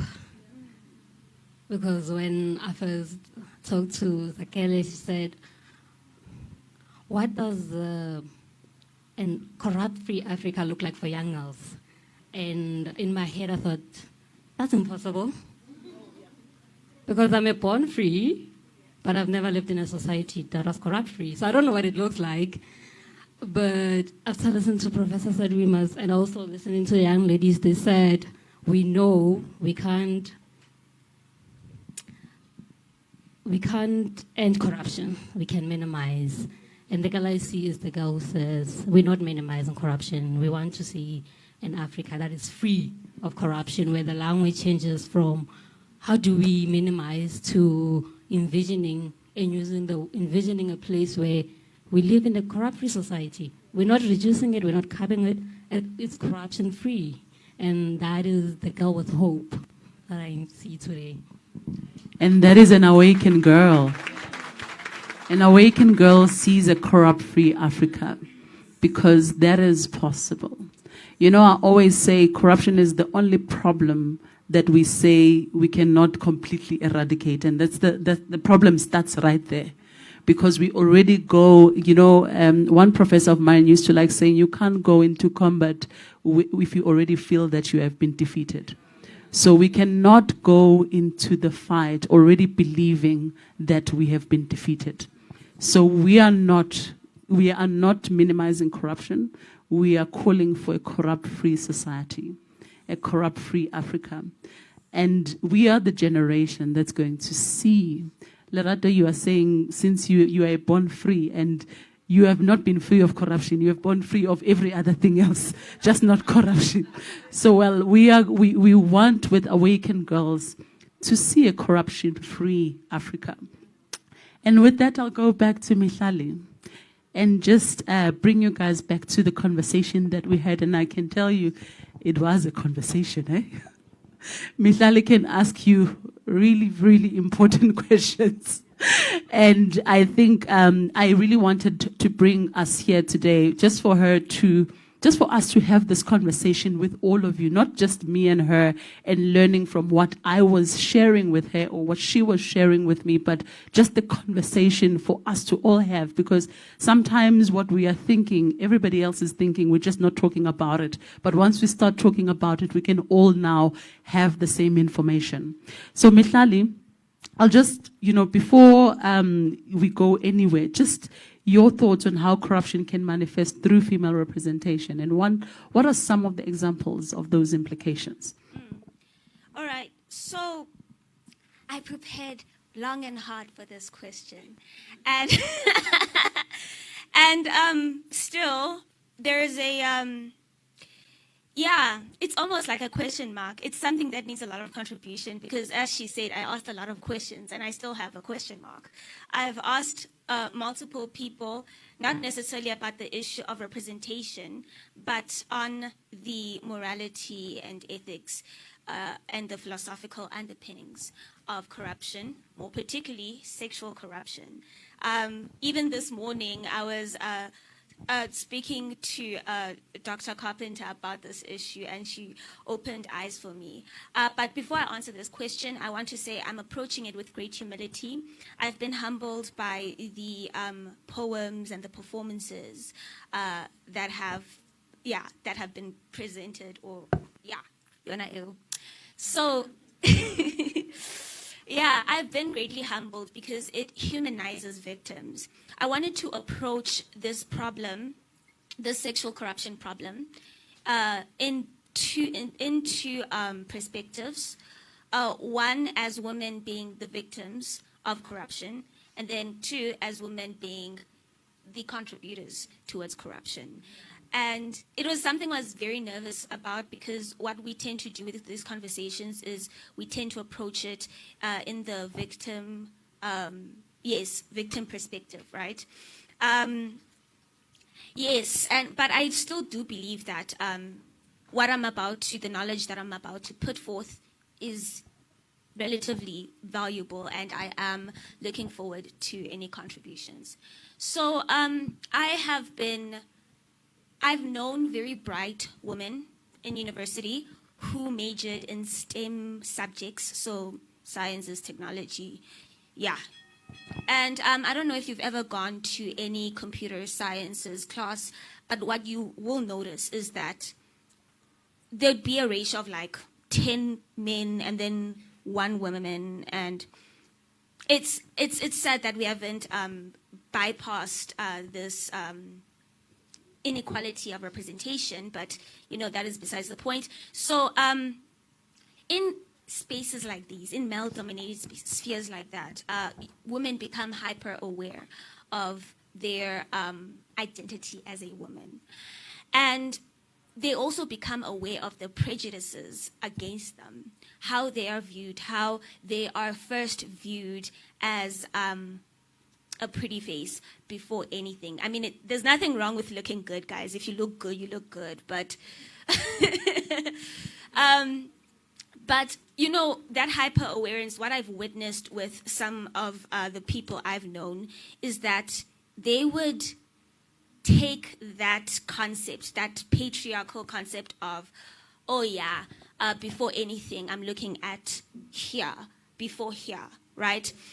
What many of these young women would do, bright women, is that they would turn it into power, and they would use it to, through flirting, harmless flirting, and appealing to the male gaze and all of such, appearing clueless. They sort of use that power to let their tutors complete work for them, right? Which is, I would say ethically wrong. I don't know. Yeah. So this has become so normalized because it is seemingly harmless. There's no sex being exchanged. It's just, I come. You could even go as far as to say, no, I'm just using charisma. But there is a lot of harm in normalizing this behavior, because in doing so, you are planting a seed. These are the women that we are releasing into the workplace. And with that mentality, of course, a seed, what does it do? It grows. And then we have this thing of like sexual corruption, and then we're like, oh, how could this have happened? It started with the harmless, no man, I just have to flirt with him. I just have to, use my pretty face and gain what I want to gain, right? Which is, it's an ethical violation. So I would say that sexual corruption undermines representations. I one day dream of living in a society where if and when I become successful and I reach those high places, no one is going to say, oh yeah, she slept with someone. Oh yeah, she's using her pretty privilege. Oh yeah, whatever. I want them to say, no, she earned this thing. She's talented. She has abilities. She's good, right? And I truly believe that sexual corruption sort of sabotages that. It sabotages all of the gender equality initiatives that we're striving for. So, yes, that is my answer. Thank you. Thank you, Mihlali. Thank you so much. I always say that when I first started just trying to research this whole notion of what does it mean to be a woman and what is your role against corruption, two of the categories that I came across from this study is that women you are either classified as a victim of corruption or as a beneficiary of corruption. And what Mihlali is talking about right now is how women are always just seen as beneficiaries of corruption. It's either you're a victim or a beneficiary. And I said to myself, but there must be another category that we have not yet explored. And this category should be those women who are going to be the agents of change against corruption. And that is really what African Women Against Corruption Network is about. It's really about seeing the category of women who are going to be the agents of change against corruption. Women who are not going to be beneficiaries of corruption, who are not going to encourage being a beneficiary of corruption, but women who are going to say, you know what, I want to be an agent of change. I want to speak out against corruption, and I'm not going to be part of a corruption transaction. And with that, I will move on to my STEM graduate. Mihlali spoke about STEM scholars, people who are still in school. Now let's move into a STEM graduate, somebody who's already graduated in STEM. Please give her a round of applause. I mean, that's something, right? They say it's only 13% of them are women, so it's really something to really, really be happy about that. And Nonkululeko, you and I have had lengthy conversations about this topic, and you from the very first day I met you, the first thing that you said to me, you were like, oh my God, I identify exactly with what you're saying. And it's just that I never had a name, and you've just given me a name of this problem. And I want to be part of change, and I want to be part of change because I'm a young woman, I'm a STEM graduate. I'm not even just a young woman, a STEM graduate, I'm also a businesswoman. And me being a businesswoman, I get to experience corruption firsthand and I get to experience the sexual corruption firsthand because, you can see she's beautiful. And immediately when she comes in, obviously, this is the only thing that people will see, right? And just take us away in terms of just how corruption might be part of, why women are even less in business, less in these professions that we find ourselves, that you are, you've graduated in, and how do you think, corruption affects these little numbers in the STEM graduation? Yes. Hi, everyone. As the Connor has introduced me, I'm Nonkululeko. I'm a civil engineer, and I own a construction company. Thank you.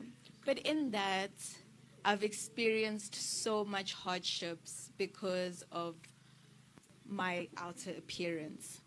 A lot of the times I've had to look in the mirror and question myself, like, did I smile too much? Was my outfit too tight? Like, what did I do that was wrong that made this man think that asking me for a sexual favor to get funding, to get the job, is what, do I look like I'm easy? Like, it makes you question so much about yourself that you want to change. You want to, like, do I make myself look uglier? Like, to a point where sometimes I'm even like, okay, let me not put on makeup anymore. Let me try to make myself look less appealing so that I don't give the men some thoughts in their mind to think that, okay, let's undermine this woman. Let's put her down. Let's give her an opportunity once we get what we want from her. And it's wrong. It is so wrong because I want to fight for my future. I don't want to open my legs to get the funding, the opportunities. And even sometimes when I go on sites, it's like I'm in a male-dominated industry. I go on sites, I get sexual harassment all the time because men look at me and they feel attracted, they objectify me. And I've had to develop a thick skin because of all this that is happening around, which is wrong. It is sexual corruption because I'm here to work and you're looking at me and you whistling at me and you're like, throwing these sexual comments, it's very uncomfortable and makes it hard for women to want to be in these spaces because you're just like, why do I want to be here? Like sometimes I'm even like, should I go to work and carry my taser? Should I get a gun to protect myself? And like, I mean, these are not the things that we should be thinking about to protect ourselves. We should have people around us who make sure that women have equal opportunities. And the statistics, the ratio of women who are actually engineers, it's so little, like 7%. 7%. Like, I can be at a job, I'll be the only woman there. I think I've worked at 2 companies. I was the only woman in both companies. And most of the time, the men, when they were mentoring me, all of them felt like starting a relationship with me. Black and white. So you're not safe anywhere. Like, I'm just, like, you... So I'm part of an organization, actually. It's called YLC. It's a woman empowerment organization, right? We work towards empowering women to start businesses so that there's more of us in these fields, so that we're there to stand up for each other. Because when you're alone, it's harder to stand up by yourself. But if we come together, we all come and we run businesses. We all study these STEM degrees, and there's more of us. It's a better fight. We have a better chance at winning. But when you're alone, it's hard.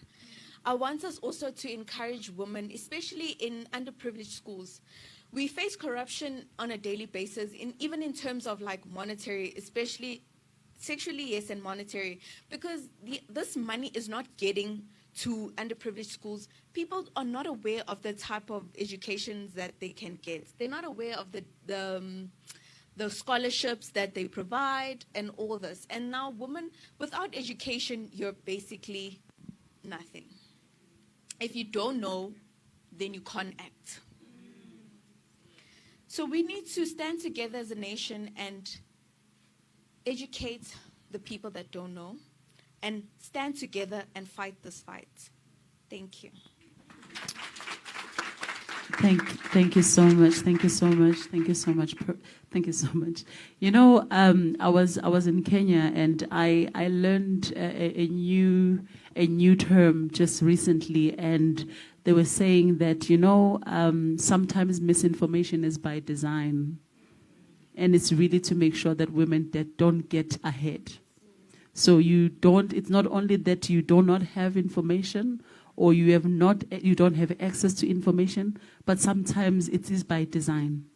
So creating spaces like this, it's not necessarily just, you know, I get a lot of questions, but why are you not bringing men into the conversation? Why are you not bringing other boys? You know, when we had AWACN Girls, I got a lot of tweets or people asking me, but why are you not having AWACN boys? Why is it just only women, women, women?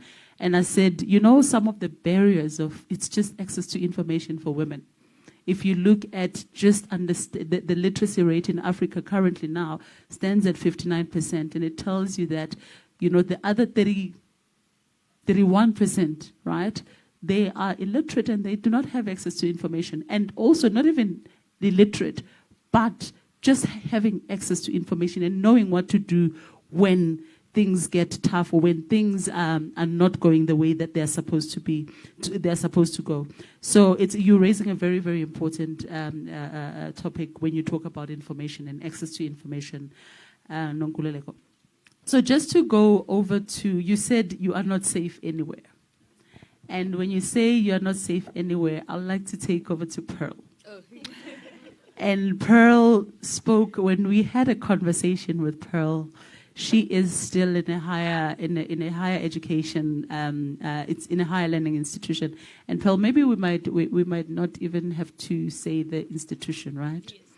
Yeah. So she's still in a higher education system, and she just. So when we had the conversation, we then. You know, we're exchanging a conversation even last night about there's a Twitter video that's going around, and that one I'm going to mention the institution because it's all over Twitter. It's from the University of Fort Hare. And there's a young girl there who speaks about her experiences with sexual corruption. And when you look at that conversation and everybody having the conversation on that Twitter thread, nobody's calling it sexual corruption. Everybody is calling it, in fact, they're calling her names. They are asking, why did she have to go? Why did she have to ask the lecturer for an extra 2 marks? You know? And the conversation is there, and the conversation is bashing the woman. And when we were having these conversations with you, Pearl, it was just about just how this is so infested in institutions of higher learnings, and we don't even speak about it. And today, we have a lot of students who come from institutions of higher learning. And really, just your take on just this topic in terms of institutions of higher learning and how prevalent some of these actions are in these institutions. Thanks, Paul. You can take us away. Okay. Hi, everyone, once again. I'm Pearl. I'm an honors student.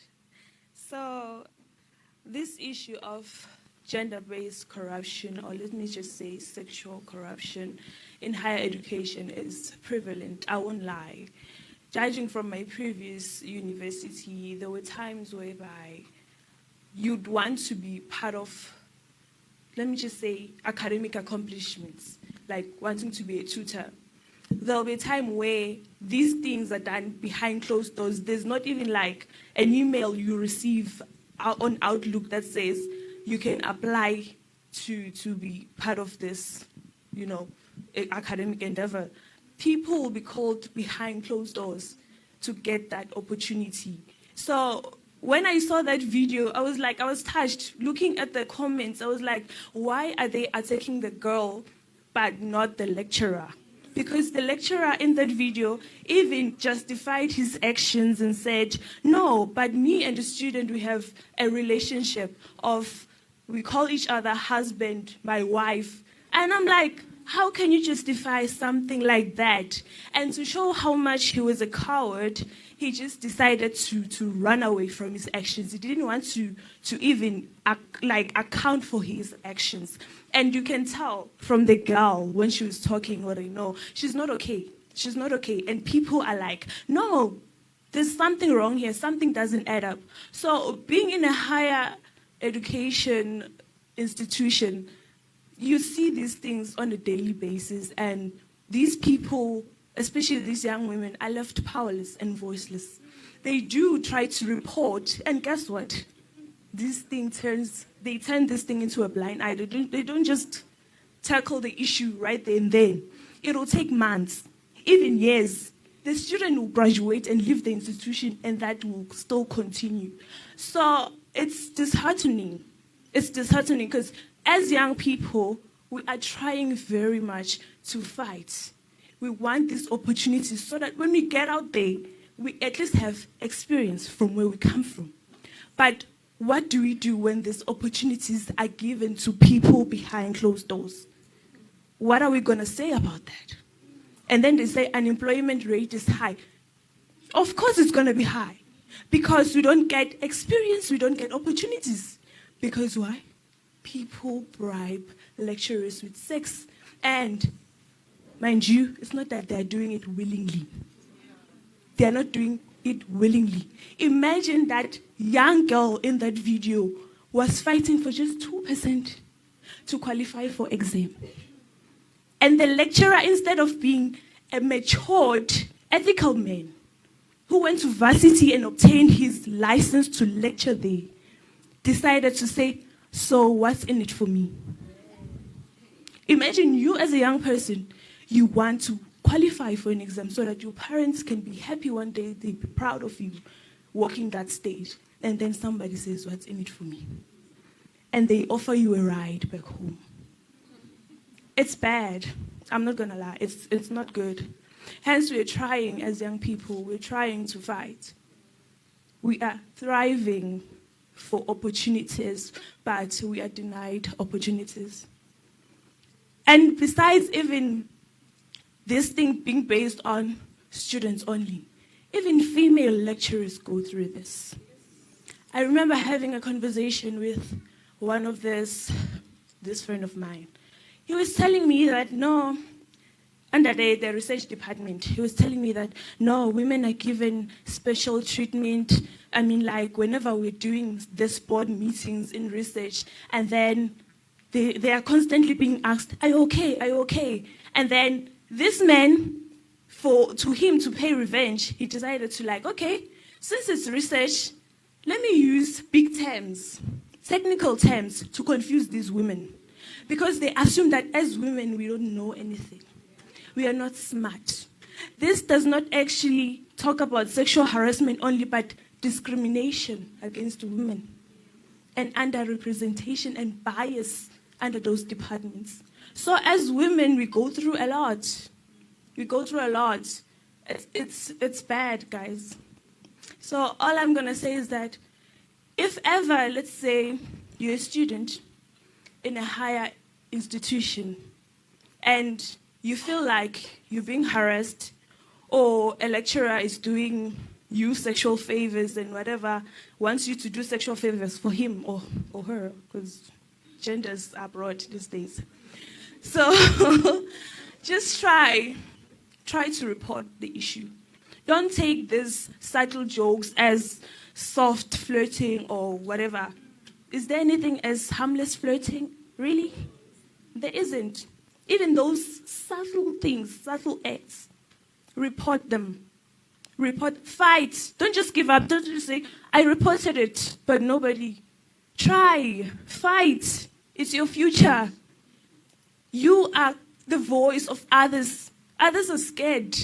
If you find the courage, she spoke about courage. If you find the courage, do it. So do it. Thank you. Thank you so much, Pearl. When you spoke about being called behind closed doors, I was having a conversation with Professor Sope Williams at Stellenbosch just this past week, and she was talking about, we were talking about sexual corruption, and she was saying, in Nigeria they call it carpet interview. So it's an interview on the carpet. So other people go on an interview, but you go into a carpet interview. So we want to be AWACN girls. We don't want to go through carpet interviews, right? There are no carpet interviews at AWACN.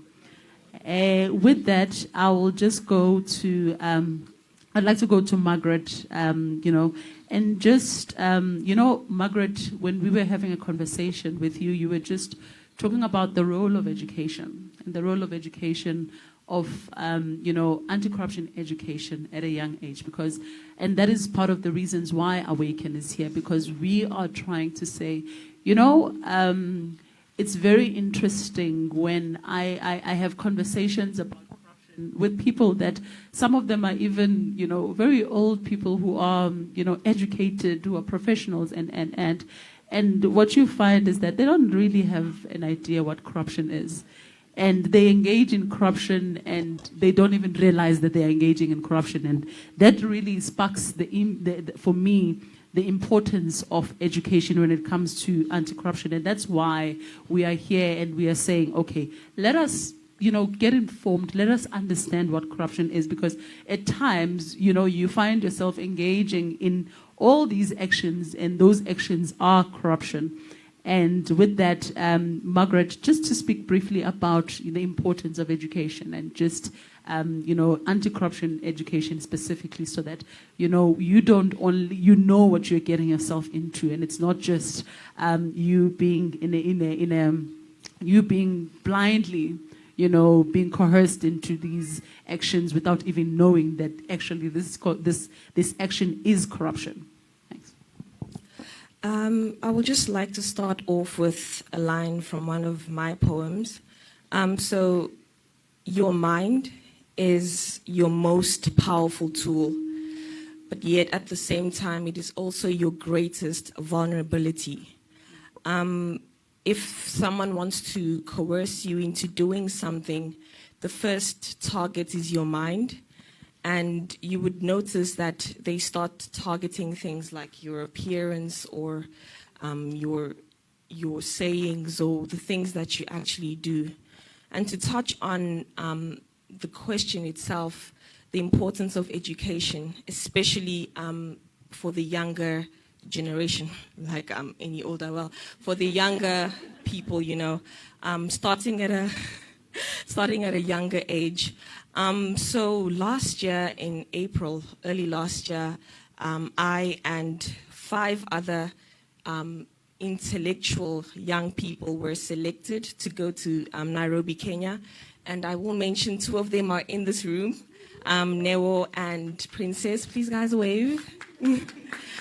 So we were selected to go to Kenya, and we were part of the South African delegation that spoke on children's rights and child rights advocacy, and speaking about the issues that young children face. And now to the point that I'm trying to make. So if I go back to what the room looked like, you would find a huge spectrum, like a large spectrum of children. So children ranging from very, very young to just about turning into an adult. So I remember there was, when we had breakaway rooms, there was a 6-year-old child in my group, and we were speaking about issues that myself, I felt these are so complicated, these are so intricate, and there was a 6-year-old child in my group, and they asked a question, and this 6-year-old child was speaking, and not, speaking about, things that we can't relate to. This child, forgive me, I can't disclose the identity, but this child was speaking sense. This child was making valid points. And in my mind, I'm like, what have I been doing for the past 17 years? This 6-year-old child knows what is going on. And that just speaks to, like one of the speakers mentioned, access to information and being able to be exposed to this information. Living in an African household, specifically a Nigerian African household, my parents believe that you can't expose the young child yet. Certain issues are too broad or too complicated. Why? Who said so? Let's start then, the earlier the better. So if young children are exposed to issues that affect them, then they are allowed a longer time to come up with solutions to these problems. Also, a quote that speaks to me a lot, it says, the victim mindset dilutes the human potential. And by not accepting personal responsibility for the circumstances we find ourselves in, we greatly reduce our power to change them. And how do we get the power? Through education. If we are exposed to issues such as corruption, sexual corruption to be precise, then we are at a greater chance of coming up with more practical solutions. So the importance of education cannot be stressed there's no way of stressing the importance of education. It is important, it will always be. All that matters is for us to acknowledge the importance and accept it. Thank you. Thank you so much, Margaret. You're speaking about exposure to information, and you're speaking about exposure. And I think, before I get to you, Lerato, right? Just as you talk about exposure, how many of us in the room knew anything about sexual corruption before we got here today? Just as a hands up, the ones who knew something about sexual corruption. You see, and this is really why we have platforms like this, because what we are trying to do is saying information is there, and information must be available so that you know what it is that is happening around you, and you know also what it is that is out there. We are currently shooting a documentary about sextortion with GIZ. And please follow our social media pages, because with that, you are really going to, to learn and to understand. You are going to see stories that depict what sexual corruption is from people, and these are not, stories that come from. It's real people. They are real stories. So it's not a simulation. It is people telling their own stories and telling it in their own words, just so that you can, if you identify with those stories, you can already start knowing and already start being exposed to this information, so that you know what to do next time, and you know what it is that needs to happen, and you know where help is, which is most important. With that, I'll move on to you, Lerato. I've been speaking to students. You're already in the working field, and you chose a career in anti-corruption. And you chose a career in you said it yourself, we 2000. So why is it, what do you think is the role of, what do you think is the role of young women when it comes to anti-corruption? And why do you think we should, as young people, be really interested in taking up roles in anti-corruption spaces? Okay, thank you. First, I am born free, so I am reaching the not too young, too old. So I came about 2K. So I don't know if I still qualify now as a young profession. Now, thank you for that. And as Sakhan has introduced me, I am in the space of anti-corruption. And as you asked now, how many of people know about sexual corruption before they came here? And as somebody who's in the space, and I didn't raise my hand because I don't know about it much. I know about corruption. I read more on the impact of corruption in vulnerable communities in Africa, and how it affects us and how it affects the most vulnerable, which is women and children.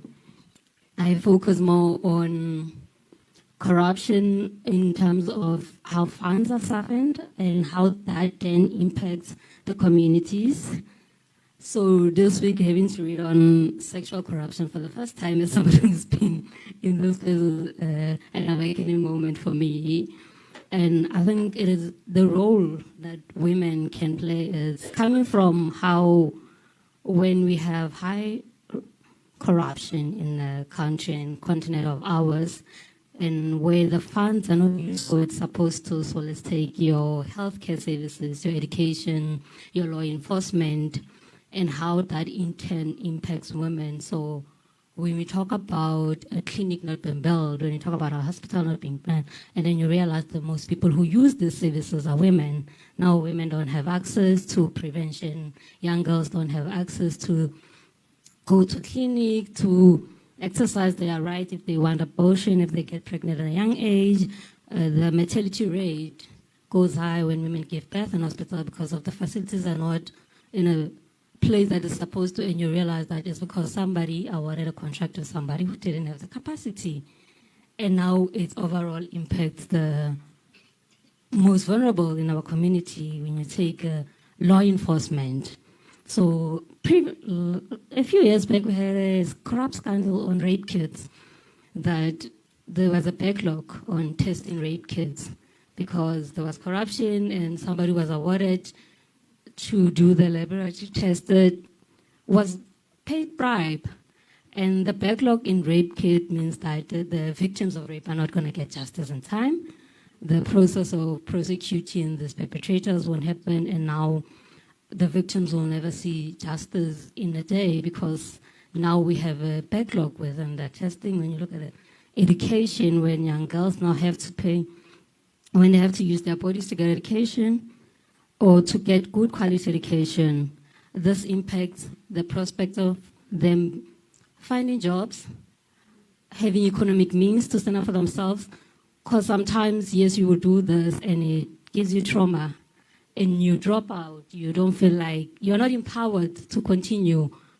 And all of these are impacts of corruption with women.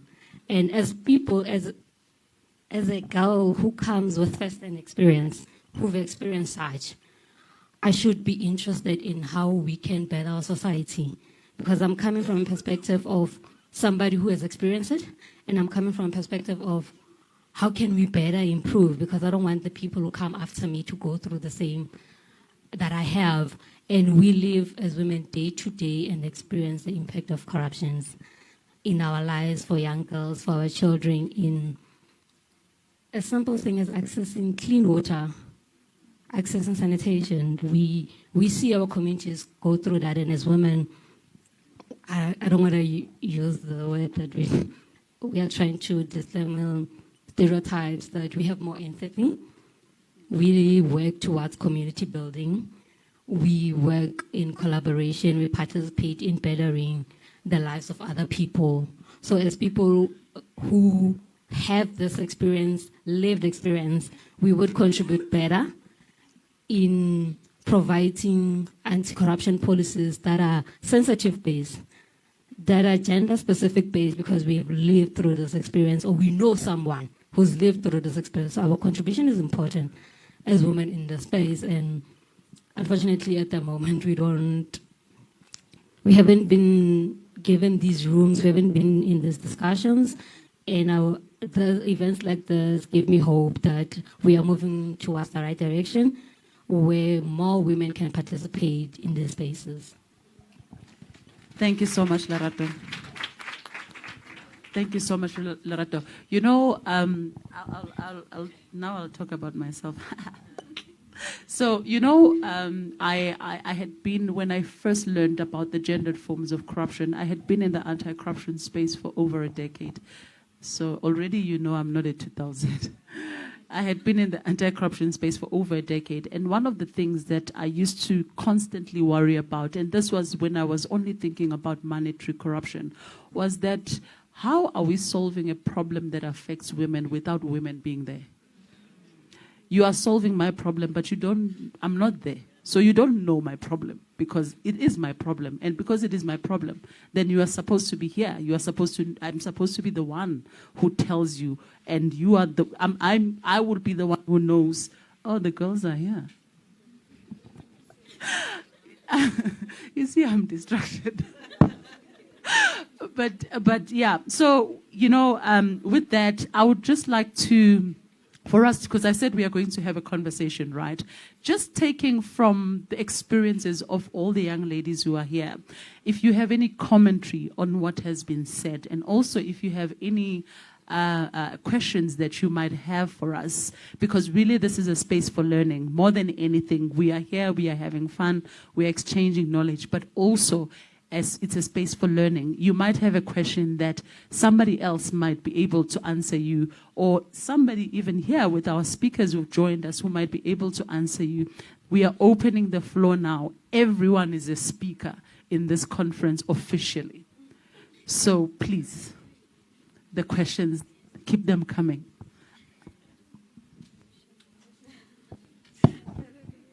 I will take this. Okay. Good day, everyone. Dipagamena. Oh, okay. Oh, the age, Mos. You know, I am Mrs. Mdlankomo. If you go to the page AWACN, you'll see me. I'm that lady who, something big happened to me. Go to our page. Let me keep you curious. Go to our page. You'll see my story there. You know, I see myself divided by 5. Zakona, each and every story they told, I relate. She said something about being the only female. When I was dismissed in my first employment, I was the only female. Each and every male saw a girlfriend in me. Both black and white. I've done civil engineering. I relate. When I was dismissed, I couldn't go and open a construction company because I still had to go and beg funding. Then I would be expected to sleep. She mentioned something. I'm working as a lecturer in the TVET sector. I've got my students there at the back. I brought my students with. Hey, guys. I'm a lecturer. I was so fortunate. I don't know how it happened. I think it was God's corner, because the campus manager invited me to his office the other day, and he said to me, "Ma'am, we had a parent who came with a pistol here, wanting to kill a lecturer who demanded sex for exchange of marks. Can you please be the ambassador in this college? Deal with that case." I am the ambassador each and every time.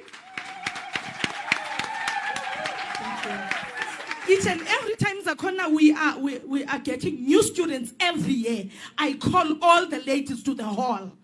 I tell them that if you are looking for marks, you don't qualify. We are students. We've done that. We go to our lecturers, say, "I don't qualify. Please, 2%. I don't have parents. This and this and this." It's nothing. There's nothing wrong. We did those things. When they do those things and the lecturers demand sex, just say, "Okay, say, I will see. Then come to me. I'll deal with him." And I do.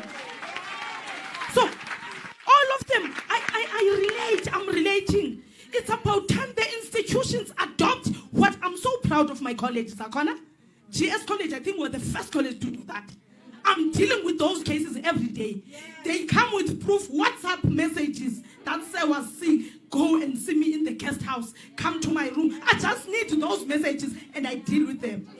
And I'm so proud to tell you today that in our college, we are doing something. We no longer have those issues. So I was dismissed in my workplace because I refused to sleep with my boss. And I had to choose between sleep and my job. Unfortunately, and fortunately, okay, for me, I chose to lose my job. But let me tell you something. I suffered. It's going to come with a price. That one I have to be honest with you. I suffered because I lost my job. But the sad part is that there's a very low percentage of black women in the civil engineering sector. There I was sitting at home, being blocked by somebody because I refused to sleep. It's very sad. But at the end of the day, I rose again. Here I am, I'm standing. Thank you, sis.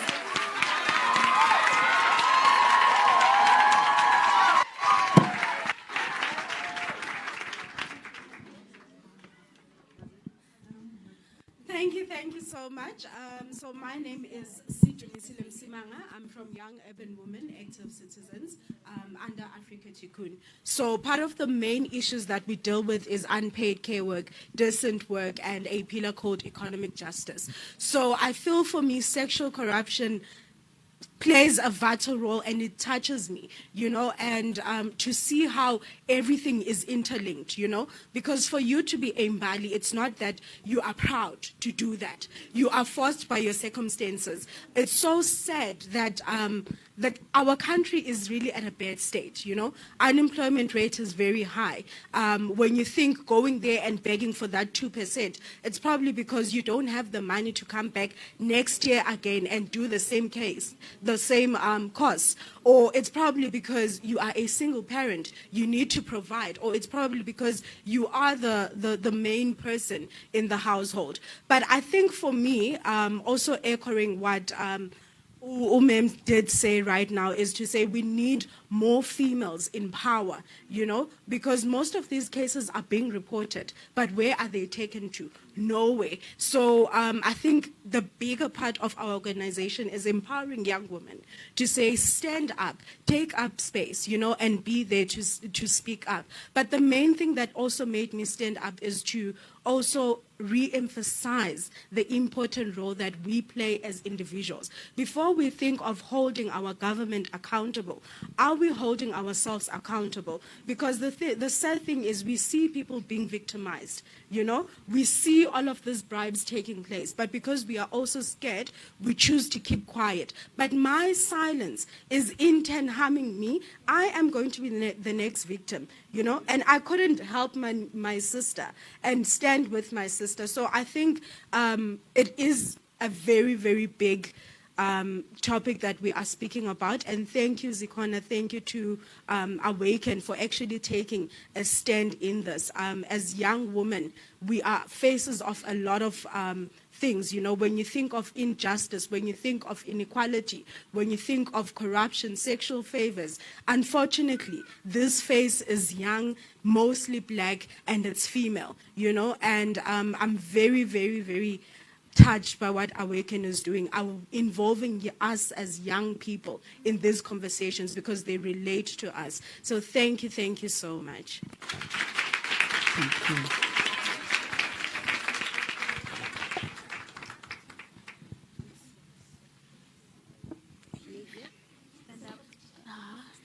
Hi guys, I'm a little bit shy. Can I sit? Am I audible? Okay, hi guys. Standing before you is Nozitelo Mkwanazi. I am from Africa Tikkun Utando Center. So first things first, I'd like to say femininity is being mistaken for being weak and for being humble even when it's not necessary. First things, how many women are actually proud of being called indoda? In the sense that whenever you are loud enough to grab attention, gain recognition, you are nicknamed a man because you like taking things into your own hands. So how many women are actually willing to sit in spaces where it's male dominated and actually take up space? Because as females would rather trend for thirst traps, aesthetics, beauty, and only so many of us, little of us rather, would rather trend for saying no for the things that are being nasty. How many women are actually willing to sit in spaces and not laugh at those disgusting jokes that are passed at us? You laugh because you are too strict, you are too uptight. How many women are going to actually step into places and say, it's either you speak sense or you don't say anything to me at all? So as much as we are victims of corruption, it's also up to us to take a stand and say, it's either you speak to me up front and be straight, or you don't say anything at all. Thank you.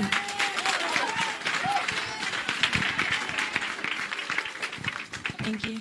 Hello, everyone. What I wanted to say is very similar to what she said. And I was going to ask a question of when are we going to not take away the focus, but when are we going to change our point of view? When are we going to start focusing on the cycles and not like stop focusing on the victims, but when are we going to start change the way things are being done?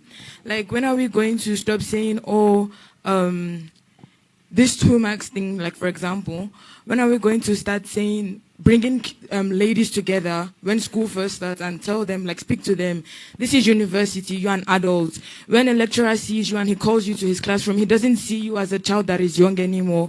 And I do understand the fact that, oh, there's that thing of, because I'm wearing a short skirt doesn't give you the right to look at me.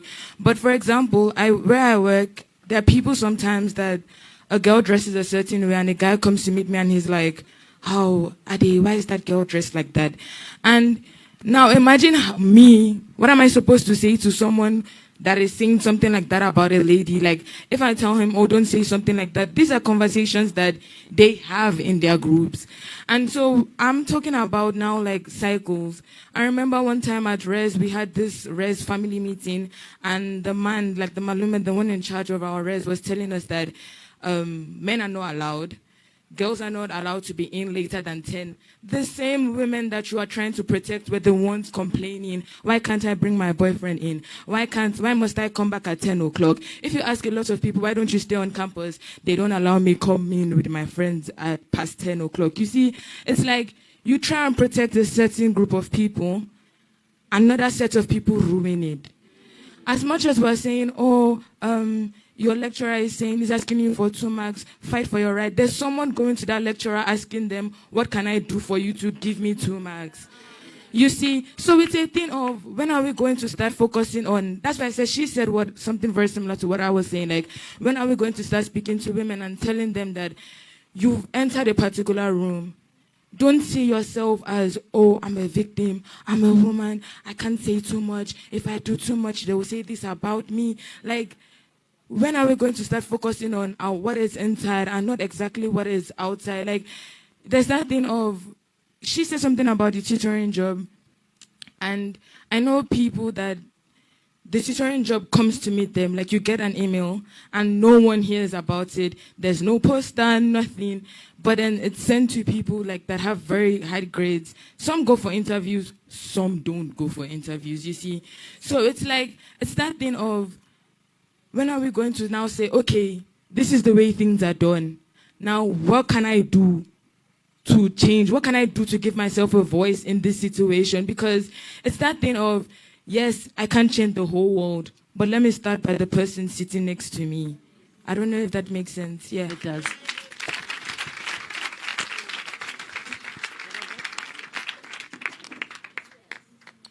It's a good day to everyone who's here, who made it to be here.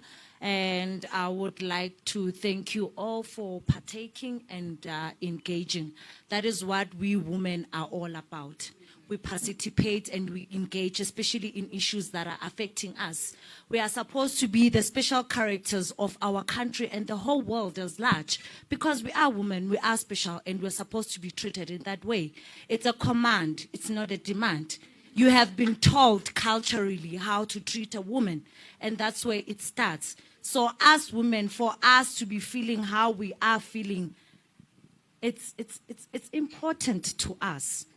Because first of all, feminism, guys, is affecting us a lot everywhere. Our speakers, they have spoken into conversations that in every industry, women have to be identified as objects that men can just use of anyhow. But with our intellectuality, are we being used for that? Are we being used to be put in those higher positions as men are? We are not, but instead our physiques, they are the ones who want to describe us that we are women. But it's not only that would describe that I am a woman. Yes, it starts with us because we are mothers, we are sisters. So in order for us to teach our children, it has to start with us. Hence, I'm saying that being a woman, it's so special that nobody can take it away from me. Not my father, not anybody else. Because if my father does not know how to treat me as a girl child, had they learned it from their mothers. So culture, it affects us a lot, that we have to think that we have to treat women in a certain way. Why are we not equal to them? For example, in police station, when women go and report their cases, how many women would you find there at the desk to be helping you? I think most of the time you'll be finding a male to report your case of assault, of rape. How can a male understand that? Because they're going to defend themselves first before understanding what is it that I'm going through. Are they going to call up a woman to be speaking to me about this issue so that they can understand better, because it is their colleague who's going to be explaining that? But we do not have that. So for organizations and campaigns like AWACN, I think they're going to take a big initiative into our communities so that they can teach young girls.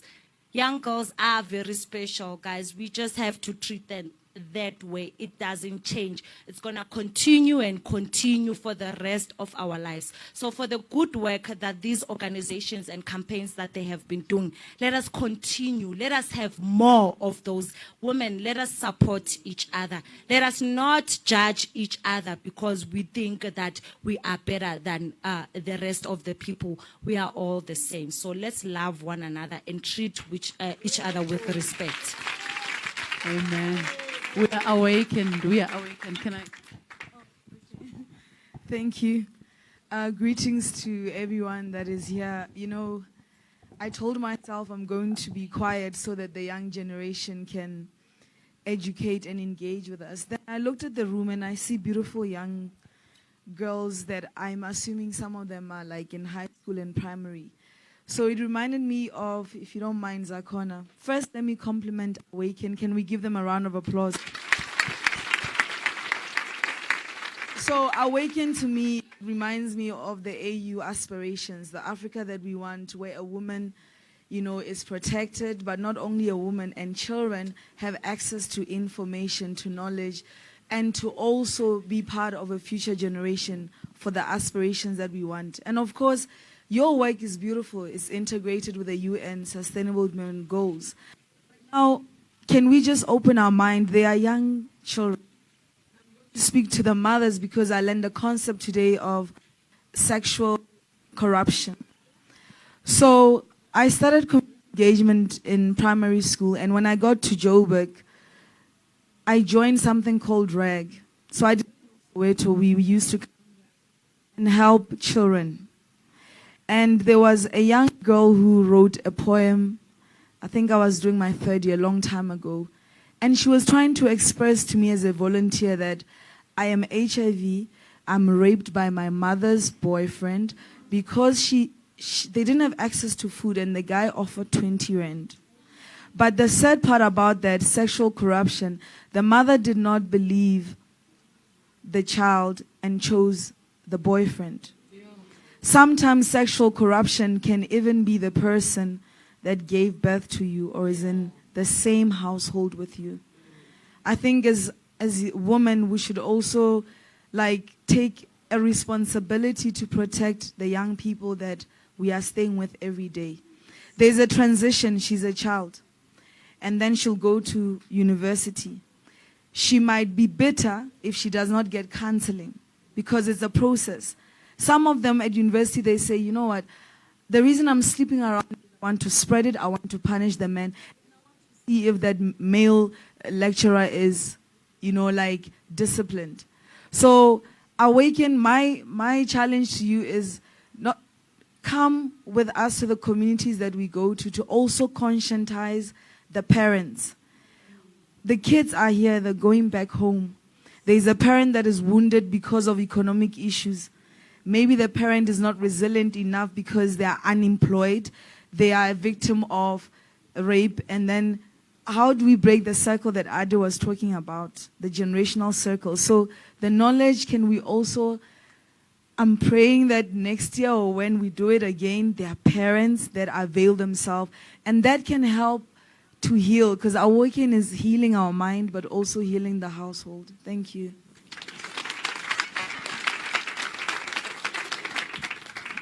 Good afternoon, everyone. My name is Kwenadi Mukwena. I'm actually a friend of one of the people that's on the panel, Nkululeko.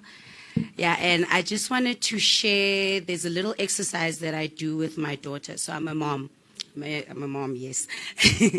So every morning, most days, while we are bathing or while I'm getting her ready for school, I have a daughter who's 5 years old and she's in grade R. There's this exercise I do with her whereby I tell her that, baby, no one must touch your private part. No one must touch you here. If you go to the bathroom at school, if you see a boy in the bathroom, run as fast as you can and you go and tell your teacher. So with what I'm sharing, I'm just trying to say that, guys, I love that you speak about educating small kids. She's 5. And I started doing this when she was 3. As soon as she could speak and understand language, that, baby, this is not allowed. And I think that's a big mistake that we do a lot as parents. I like that Margaret said that she comes from a household where certain topics are taboo. Even me, myself, whereby I went through a certain situation growing up, whereby I feel like if I was educated from a very young age to know that when a man does this, this is what it actually means. I only realized when I was much older and I started to learn about sexual experience that, oh my gosh, this is what this guy was actually doing to me back then. And I think that's why I actively teach my child at such a small age to know what certain things, what's happening to her. Because kids don't know. And that's why a lot of the time at schools, crèche, certain things are happening and kids don't even understand. So guys, please, please educate as much as you can. We're sitting here with other mothers, older sisters, your little siblings, speak to them. Like she said, maybe it's not a comfortable conversation to have with your parent. You as an older sister, speak to your little sister. so that she can know that you can be her safe space. And I also tell my child that, you know what, if something like that happens, come and talk to mommy. I will help you. I'm here. I will believe you. And I think we need to start reminding little girls, young girls, that it's okay, because we think it's not.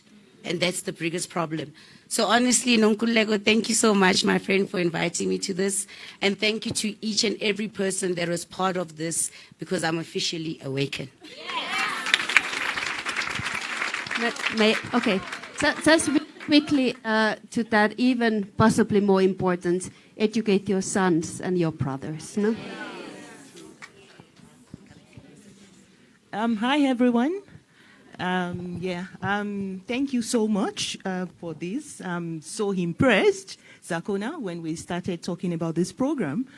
I head the Pan-African Women's Studies Unit at the University of Johannesburg, and part of the things we've been talking about on this issue is the essence of young girls being advocate of change. And not just being an advocate of change, making a resolution that you actually make an impact. So we've been talking, I think we have more than 4 or 5 generations of women here sitting today. She's my senior. You know, it goes like that. There are different generations sitting here today. And we've been talking about this over and over again. But what are you going to do? My challenge to you today is, what is your resolution? Are you really awakened? Do you pledge to be an advocate of change? Do you want to stand in the society knowing that you are unique, you are vulnerable, and you can actually, just like Prof was saying earlier on, you may be deemed little, but you are very strong. When I was doing my honors, I was a mother and my son was having a surgery, and I had an examination, and I was reading in front of the operation room. I remember the doctor coming to me and asking me, "Are you crazy? Your son is having a brain surgery. What is happening?" I said, "No, I have to read because he needs it." What I'm saying is, you need to be resilient. What is your excuse out of life? What is the challenges that is making you so desperate to offer yourself freely to men? If I can do it, I'm a professor today, you can do it. Thank you very much. With that, thank you so much, Professor Ojo. I think we can have this conversation till tomorrow, June 16th, for real. and with that, I'd really like to thank my panelists for joining me on stage, and also for just evoking these these conversations that we are already having now. The conversation going on, it's going to go on on social media. It's going to go on even on the AWACN pages. So you can speak to us. You can DM us if you want to also continue learning, about what we have been speaking about today. That is exactly, we are going to open up that, the conversation even more. And we are going to, for you, Lebogang, I know you have been saying to me, but why are we only having this conversation here? Why are we not going to communities? AWACN is the AWACN community. If you see there, we have another initiative that goes directly to communities, just so that we are spreading this word. And so with that, thank you so much to my panelists. You may take your seats. Give them a round of applause. And yes, Lebogang, you spoke about something very, very important. You spoke about food, right? And there is something called sex for food, and that is sexual corruption, where you exchange your body just to get food. Do you see how deep this topic is? It's not only sex for grades. It's not sex for promotions. It's not only sex for access to sporting activities. It's not only sex for obtaining businesses, but it goes deeper. It even goes just to getting food. And really, you ask yourself, how can someone abuse their power just for me to get food? And it happens. It happens because we don't even know that, this is what's currently happening to me. So I'm really, and I'm truly inspired by just the conversation that we are having today. We had said that we are going to finish at 1, and that's why I am rudely saying to Koli, let's continue the conversation, but not here anymore, not in this platform. We are going to continue having this conversation. We are having it on Twitter. We are having it on our Facebook page. I know that we are streaming live right now, so there are other people who are joining us, who are listening to us, and who are hearing what we are talking about. And then with that, Professor Ojo, you've spoken about us having to advocate for change, and young girls themselves taking their power. And I think this is project that we are talking about, to say we are talking about the AWACN Girls' vision for a corrupt-free Africa. I know Joanna and Koliswa, they do have props for our pledges for the AWACN Girls' vision. So right now we are going to be just each one of us placing our vision for a corrupt-free Africa. So we are going to come, she's going to bring about our charts here. We are going to be doing an AWACN Girls' Vision. After that, we have our entertainment. The young ladies have been to entertain us, so they're going to entertain us, and then we are going to move on to lunch. So our program is going to finish a little, later than 1, just maybe 15 minutes later. But we really want for us to have this project where we are having the AWACN Girls' Vision. This is the vision. This is what we are taking as your perspectives against corruption. What are you saying? What are you thinking? What do you want to see? The Africa that you want to see, we are recording it today here. And you are going to see, they are going to bring a few more so that it doesn't take forever. And once we are done, then we are going to move on to the last bits of our program. But we are going to have it just now. And this is really very important. Just think about it. If you want to take out your mirror out again, take out your mirror out again. Look at yourself. Look at yourself and see if you still look the same as you did when we came this morning. And once you see if you still look the same as you were when you came in this morning, you are more awakened now, I believe. I would like to believe. So this is where we are now just writing our vision. This is our vision boards. And this is the vision. This is your vision. And this is not going to just end here today, but this is the vision that we want to share as AWACN with the African Union, and say that these are what AWACN girls are saying about corruption in Africa, and this is what they're saying should be done about corruption. What is your vision? The Africa that you see. You have seen yourself, the girl that you saw this morning, now you are seeing Africa. Which Africa do you see? So with that, can we just do this for 15 minutes? And maybe let's do it in rows so that there's order. Right. I will start from this side, and then when you guys are done, then the next row comes. But obviously it's going to come from, yeah. Can we do it like that? Are we happy? Yes. Do we all have a vision for a corrupt-free Africa? Yes. Do we? And then with that, are we ready? Joanna, are you ready? Okay. Can you lead us with a song so long? Just a vision song, because we are visionaries right now. This is what she gives into, guys.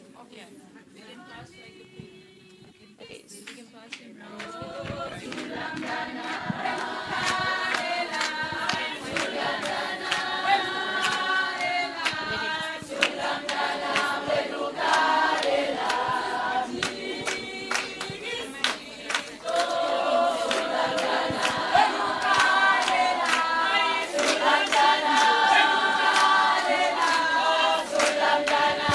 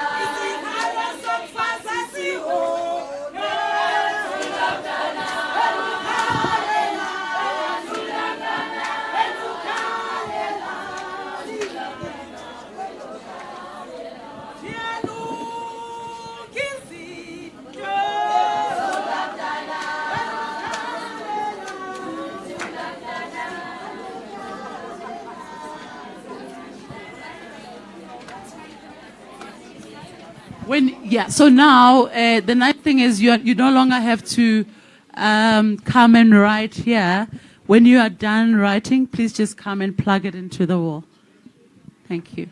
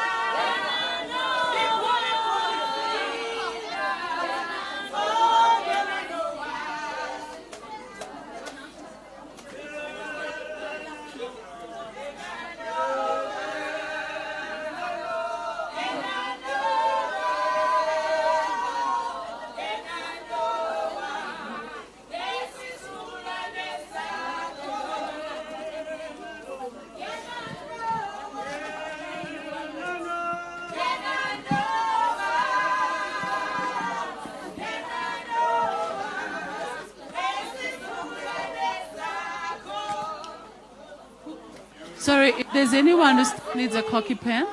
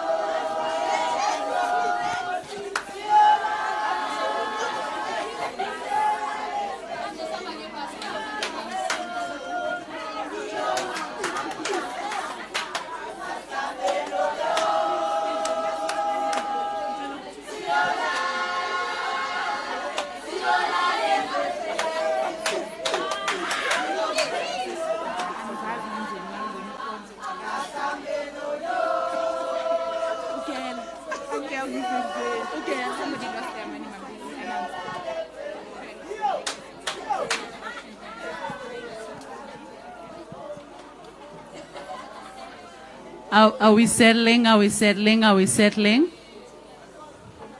Oh my goodness.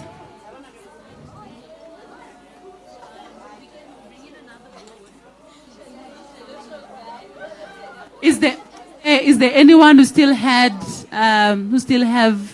their vision board that they would want to come and bring up? So we are done. So because there's no corruption here, someone dropped their money and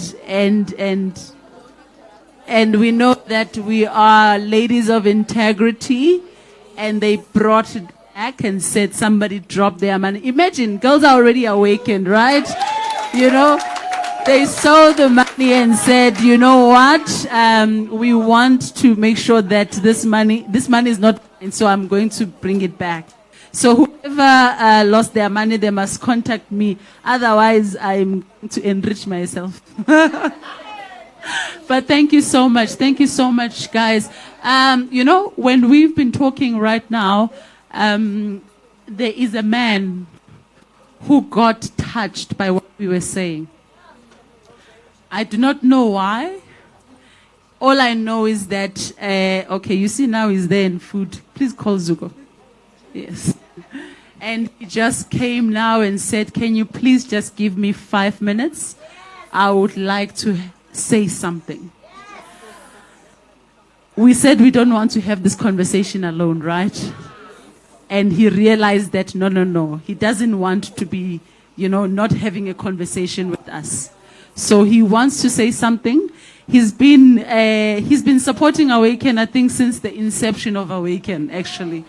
He's our brand manager. I don't know what he's going to say. He was not in the program.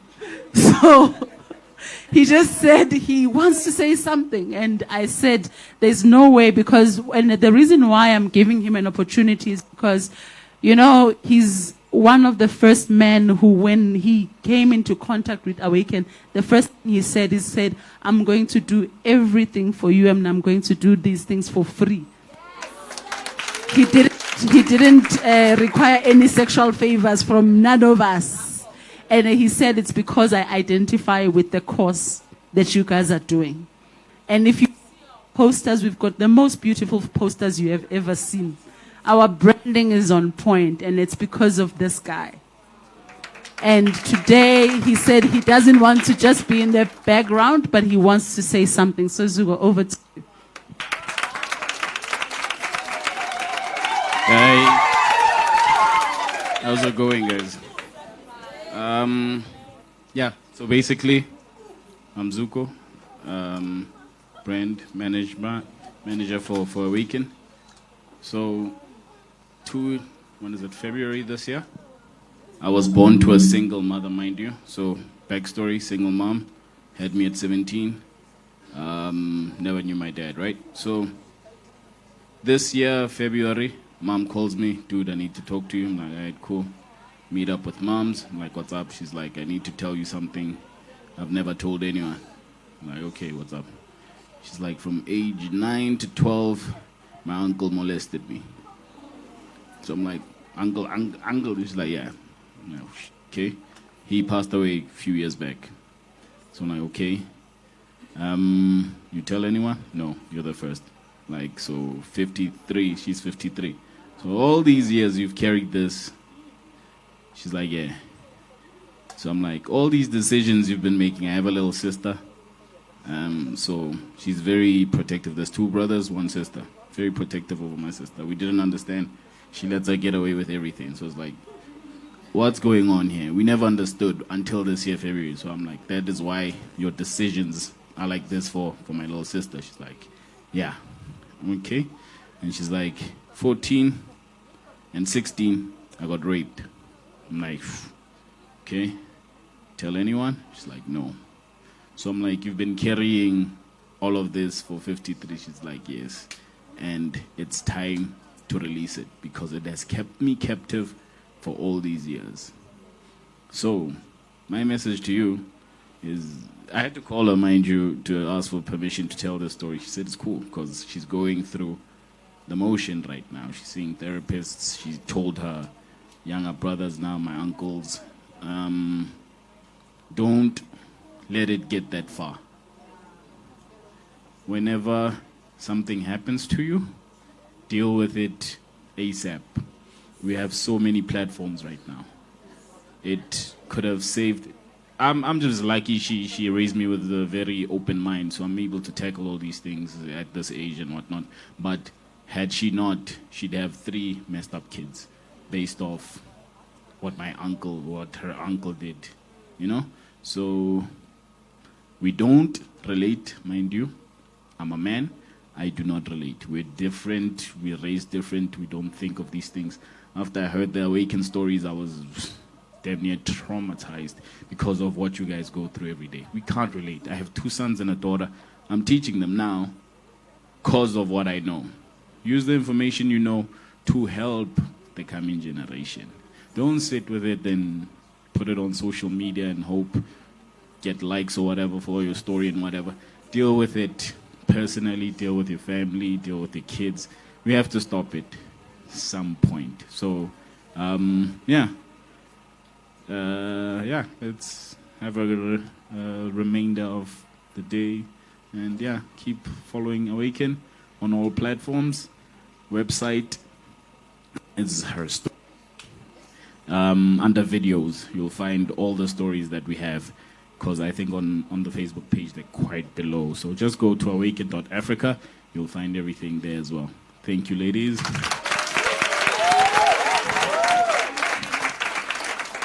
Yes. Thank you so much. Thank you so much, Zuko. And you know, Lebohang said something earlier, and she said, "Awaken is about healing." And I never thought of it like that. So I also learned today, because as I said to you when Zuko came in, was that he wasn't in the program. He was just taking photos. But him taking photos and also just identifying with AWACN, it tells you that, you know, the power of your story and power of all our stories, because we all have the stories to tell. So with that, we are going to now go to lunch. But before lunch, right, there are young ladies who want to say, who want to also entertain you. Because we said today is about entertainment, it's also about learning, but it's also about just sharing knowledge with each other. So the young ladies are going to come now, and immediately after they have entertained us, there is lunch being served upstairs. And that lunch, everyone is gonna get food. There's no one who's not gonna get food here. So don't worry, the food is enough for all of us. In fact, we can call the guys who are going to play soccer right now to join us. That's how much food is. So yeah, with that, the young ladies, I'll call upon the young ladies to give a bit of entertainment. You look so beautiful, by the way. Over to you.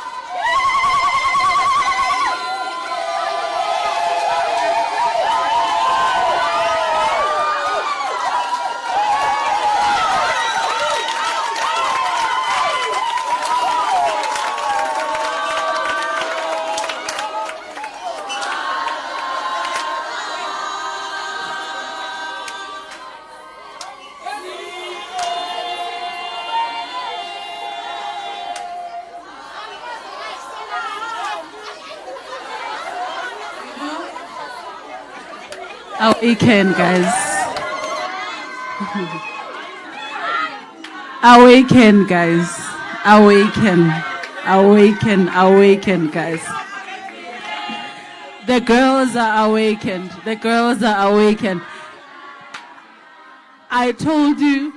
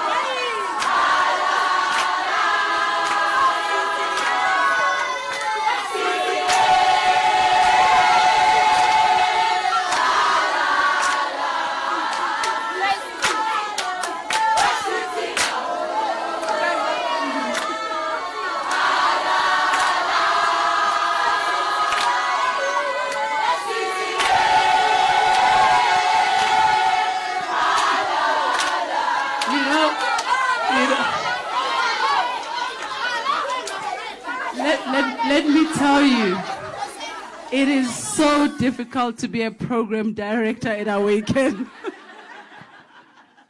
Because the problem is not directing right now. But it's not directable, I can tell, you know.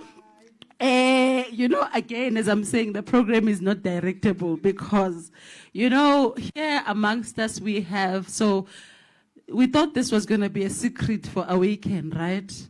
But in the next few months, there will be AWACN in Uganda.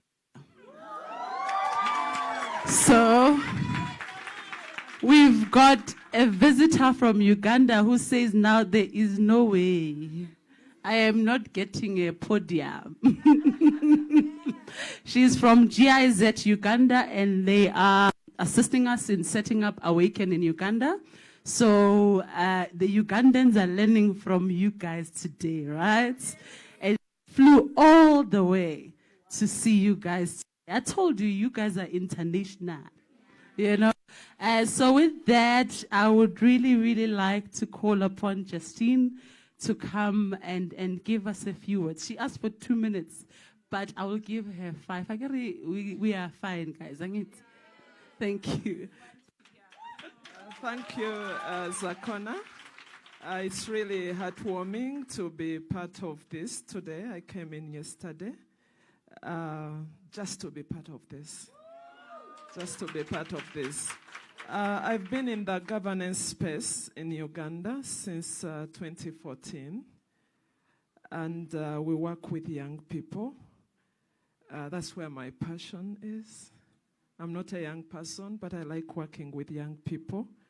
And we specifically work with the National Debate Council. Some of the speeches have really spoken to my heart. Partly that's what we do.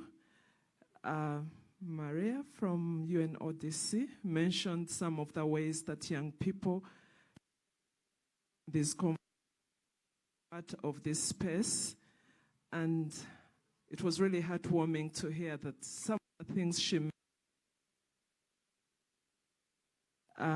for example, we have what we call the Virtual National Students and Corruption Challenge, where we had an award ceremony only 3 days ago, where we award students who take part in poetry, music, art and cartoon, speech, writing, to, put out their voice there and share their experiences, their advice and ideas on how we can tackle corruption in Uganda.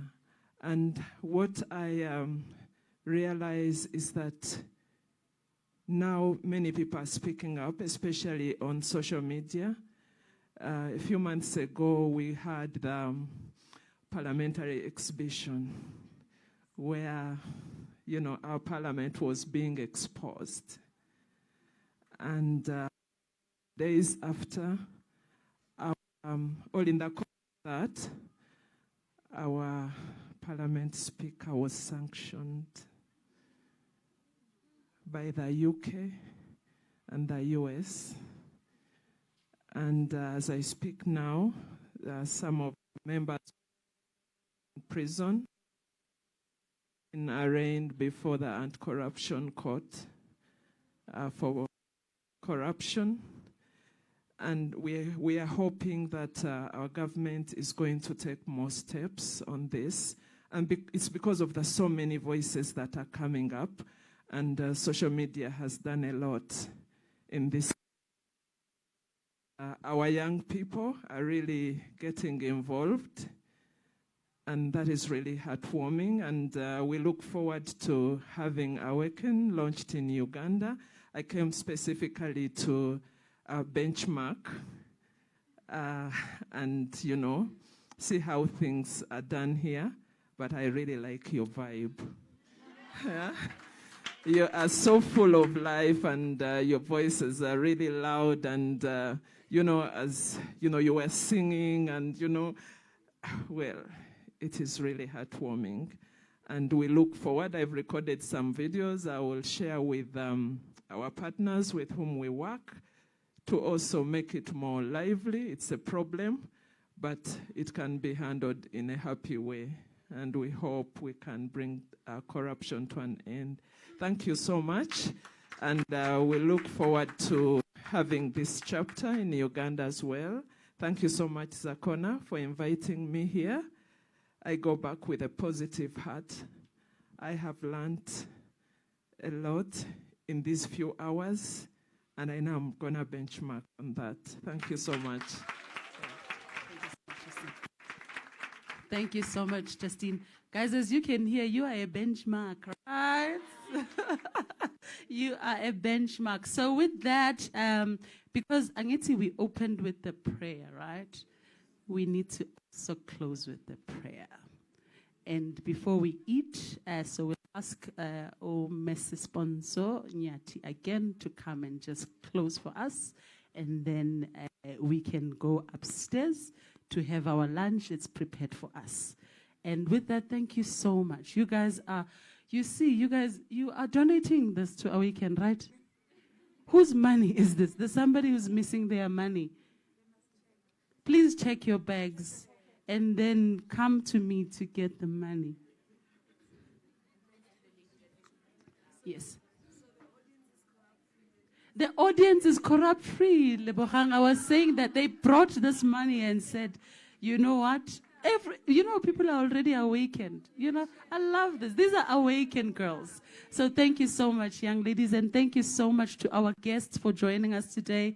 We really, really, really appreciate your presence. You come from very far, and you have stayed with us till our program that was not programming, but you stayed, So thank you so much for that. And with that, I'll give over to you, Ponso. And then from then on, lunch is served upstairs. Everyone is going to get food. Trust me. I'm awakened.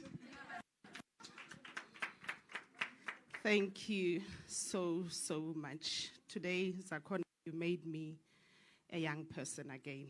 I was reflecting during lunch, some of the ladies, that it really has taken me back. It was time well spent. It is morning well invested. I don't see how I could have celebrated Youth Month or Youth Day better than, today. We make our plans, but we never know how they are well orchestrated behind closed doors, in a good sense, in a good way, this way. So shall we again maybe stand and close this ceremony in prayer? Heavenly Father, when we started this day, we invited you. You have been faithful. Siyabonga nkulunkulu wami. We would not have had this day any other way.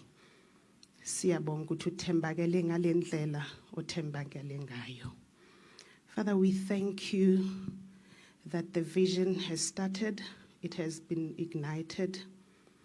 You who have been faithful to start this good work, you shall continue it, and we shall see it expanding from country to country, from generation to generation. Siyabonga that the seed has been planted, it shall be watered, it shall germinate, and it shall grow until we see a corrupt-free nation. Siyabonga Moya Ngcwele, as we leave this place, we thank you. Travel uNkulunkulu Ngcwele nathi sonke, usifikise in our various places safely. All glory and honor and worship sibuyisela kuwe, both now and forever. Amen. Amen. Thank you. The program is officially closed. Thank you, everyone.